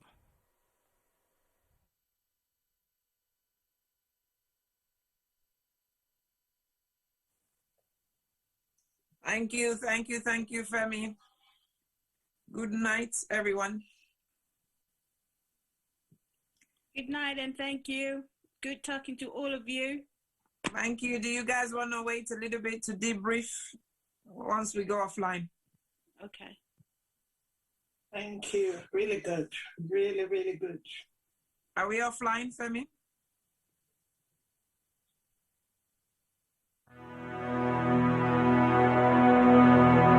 The total population of Sierra Leone in 2019 was stated approximately at 7.8 million. And the most common cancer reported in 2018 was breast cancer, with an incidence rate of 25.1% and a mortality rate of 19.2%. Ward 2 at the Connaught Hospital, Freetown, is a female surgical ward that cares for patients requiring breast surgery, chemotherapy, and palliative care. General surgery also admits to the ward as see fit. The ward is in need of a significant refurbishment and has a major impact on patient assessment and delivery of treatment, dignity, comfort, and infection control measures. The current ward area presents a significant challenge to infection control. There is no fit for purpose or adequate personal hygiene facilities. The showers and sanitary areas are in poor condition and are difficult to clean. The flooring is deteriorated. Overall deco and fabric of the walls need repair and full decoration. Furniture, cupboards, and shelving require replacement. The sluice, known to be the dirty utility room, is in poor condition and needs replacing. Windows need to be replaced as current windows bring in draughts, dust, debris, mosquitoes, and rodents. There is no designated area to provide a day service for patients receiving chemotherapy. Medical supplies is desperately needed. Therefore, we need a total amount of £15,000, which is equivalent to 195 million leones, for this project. This project will focus on women diagnosed with breast cancer and other non-malignant breast abnormalities requiring one or more of the treatment modalities that are currently available. We will also set up a day unit for the administration of chemotherapy and provide training and development to ensure sustainability.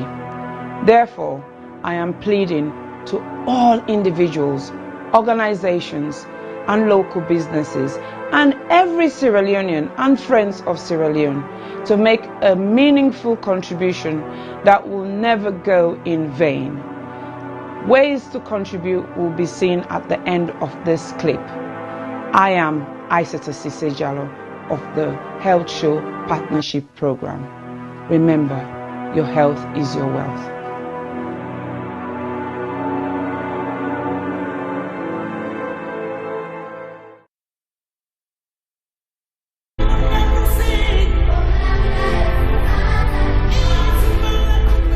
When I was young, a lot of things were different. Unfortunately, most of the difference in sin now are heartbreaking and are not good at all.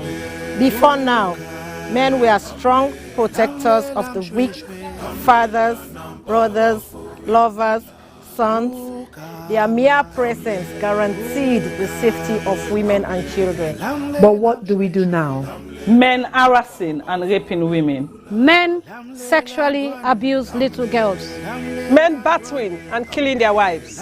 Any form of sexual assault, be it rape, sexual abuse, or pedophilia, is a killer to human self-esteem. Women should stop dying in silence. Speak now. The rapist should be stigmatized, not the victim. I think death sentence should be the consequence of such terrible act. And you mothers, build confidence in your children, put trust in them, listen to them when they make reports, and take necessary actions. Talking of mothers before now, women were virtuous. They were mothers, daughters, and sisters. Nurturing, counseling, supporting their men folks. But now, women are trafficking female children for money. Women are forced to be silent. All this must stop, and it must stop now. Real men do not abuse, rape, or molest women and children. It is barbaric, unacceptable. Let all real men stand with us. Together, let's say an emphatic no to rape, sexual abuse, pedophilia, and domestic violence.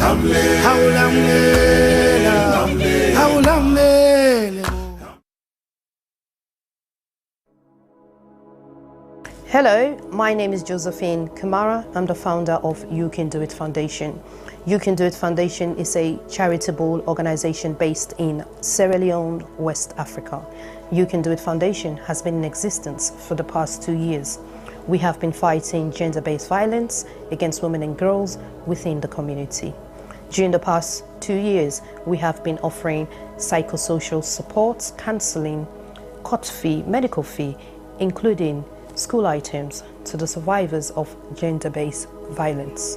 However, during the lockdown of COVID-19, report received and confirmed that rape cases among a minor has increased tremendously within our community. Because of this, You Can Do It Foundation has secured the land to build an accommodation for the survivors of rape. However, this may almost become impossible without your generous support. We need your help to build this home for the survivors. Your help could be in cash or in kind. If you wish to join us to make a difference in a child's life, please go to our website, which is www.youcandoitcyf.org, or you can go to our GoFundMe page, which is Home of Hope for the survivors of gender-based. Or you can contact us with the details at the end of this video. We thank you greatly for your generous support, and thank you once more for making a difference in a child's life.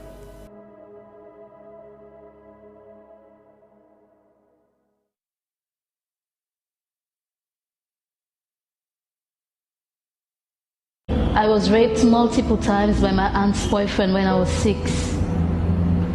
I was repeatedly raped at the age of 8 by a close family member. I was raped at 19. I didn't speak openly about it because I was ashamed and afraid that people would judge me. I was raped at age 5 by my caregiver's husband. On June 17th, 2020, 5-year-old Khadija Sakho, a beautiful little girl from Freetown, Sierra Leone, was repeatedly raped and strangled to death, allegedly by her own cousin. Her death shocked the nation. But in truth, in this small West African country, 9 out of 10 girls experience some form of sexual violence in their lifetime. Think about that for a second. 9 out of 10. That's 90%. My name is Aisha Sase. I'm a journalist and activist. I'm joining forces with Idris Elba and other activists from across Sierra Leone to support the survivors of sexual violence with the Survivors Solidarity Fund. Please consider donating whatever you can afford. All monies raised will go to 4 local organizations currently providing free medical and legal services to survivors. 5-year-old Khadija lost her life to sexual violence. That same threat remains for millions of others. So this is also a call for you to use your voice, your power, to draw attention to an enduring culture of rape. Together, we must end it now. My name is Aisha Sase. I am Khadija Sakho. I am Khadija Sakho. I am Khadija Sakho. I am Khadija Sakho. I am Khadija Sakho. We are Khadija Sakho. We are all Khadija Sakho.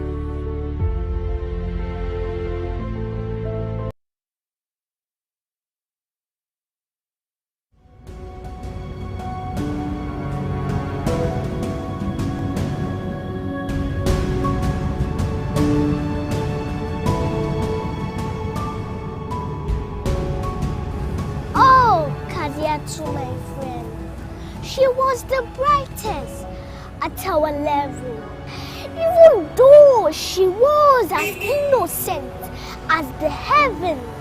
That did not stop Papa Abu at age 57 to ask for her hand in marriage as she turns 11. Her parents, being naive about this rage, tolerated this marriage, and this destroyed the hopes and dreams of Khadijatu to live like it in Seattle. Instead, she's been used as a tool by an old school. Khadijatu is being used as a bait by her own mate. My friend is being emotionally tortured by this old culture. Old child marriage, it's on the rampage like disease, eating up the fabric of our girl child image, and it's our duty to cage.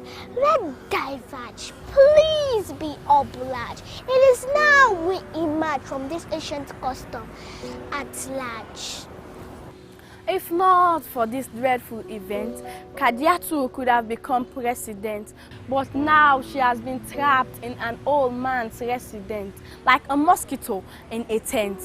She is vulnerable, but with her age, she is still able to become that virtuous woman of substance, like Madam Patricia Kaba, Madam Dr. Kadi Sise, Madam Sianyama Koroma, Madam Dr. Sylvia O'Blyden, Madam Her Excellency Ellen Johnson Sirleaf. Oh yes, without child marriage, our girl child can still turn into Madam Hillary Clinton, Madam Theresa May. Be it as it may, Madam Condoleezza Rice. Let's not be hypnotized, but rather stay wise, for this can only be realized if education is being prioritized and child marriage is being criticized. So please, parents, do not relent, as it is apparent that a girl child can become great if only you patiently wait.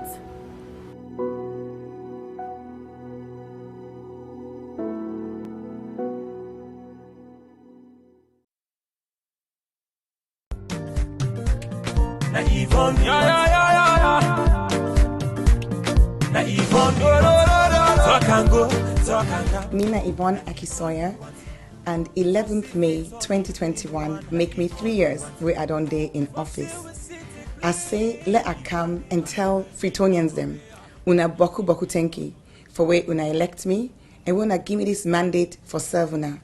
But I not just want to tell una thank you for when I elect me, I want to tell una thank you for when I don't work with me and work with the councillors, work with the staff of Freetown City Council, work with so many stakeholders, including the central government, the international partners, the local partners.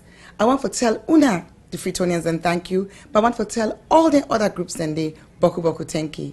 Together, we embark on a journey for Transform Freetown, and in nobody not been say it go easy. We published the plan in January 2019, and then in January 2020, we published our first year report, and then in January 2021, we don't publish with 2-year report. Inside the reports and day, you go able for read in much more detail, waiting we don't achieve. But family them, I still I just share today some of the things that really make me heart gladdy, pandis walk here. One thing we're really glad about, now the wastewater treatment plant, where we don't build na King Tom. This is the first time ever in the history of Salone for let we get the internet with the common the toilet. Instead of it just going to ground na King Tom, it actually go into a plant where they get for separate the solid from the liquid and get for treat them and waiting for Connaught can go towards manure. It can now be safely, the liquid can now safely be disposed into the waterways. Another practical thing we are so glad for, now this urban farming project, we bring over 300, in fact we start with 300, now we add another 200 women them. We now at them backyard them and in community level, particularly in the deprived communities. And you can create this, where you give, the okra they come up, they will plant them. The women they do farming projects where go benefit them picking them, forget more nutritious food, but it go also help them forget small thing at the end as they sell them in the market. And then their nursery school. Famble then go no say we've been done open the one at Congo Water Market for make vulnerable women them and then young picking it under the age of 5 get free quality preschool care. And now we dip and build the second one. We do refurbishment upstairs in the Connaught Road Market, and that facility will be open and available to women and men traders inside Connaught Road Market. Tricycles. Well then tricycle and they not only then they help for keep we city clean, they also they create employment. We don't create so far over 1,200 jobs with young people then where they go and collect dirty na the streets. And now we get 90 more where they come on stream. So I'm so happy because it increased the capacity for collect dirty. At the same time, it increased the number of people them, young people that we get work. Let not talk and not talk about the transfer station when a daily dirty then they go. So we don't get 4 additional ones, including the one at Lumley, the one at Approved School, the one at Shell, and the one at Allentown. Bele Uman them. Then they all over with community. That journey for going at PCMH, it can challenge Bako of them. So we work for upgrade 5 of we PHUs them for make them be monk, side with side Bele Uman, the able for born. Freetown people, them Boku people that know say dog na challenge na this city. And so we don't start a program for sterilize, vaccinate the dogs them so that we go get control over dogs and we the ambog motaman, but we the ambog themselves. We go make we city healthier and it go reduce the risk for let people then get us sick with and call rabies. I don't share small about wait we don't do and over these 3 years, but I just touch the thing in Boku. I go say anybody want for no more. Also go now with Facebook page. We get Freetown City Council Facebook page. We also get Yvonne Akisoya, Mayor of Freetown. You go able for follow we. Let we continue for work together with all we stakeholders for let collectively we transform Freetown. Una, thank you and God bless you. Na Yvonne, Na Yvonne, talk and go, talk and come.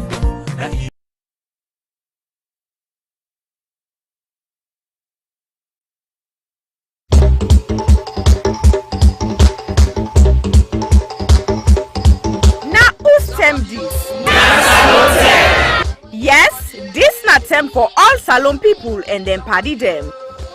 Sarah Gem Media will be bringing you a variety of programs ranging from documentaries to discussions, interviews, news, views, sports and entertainment.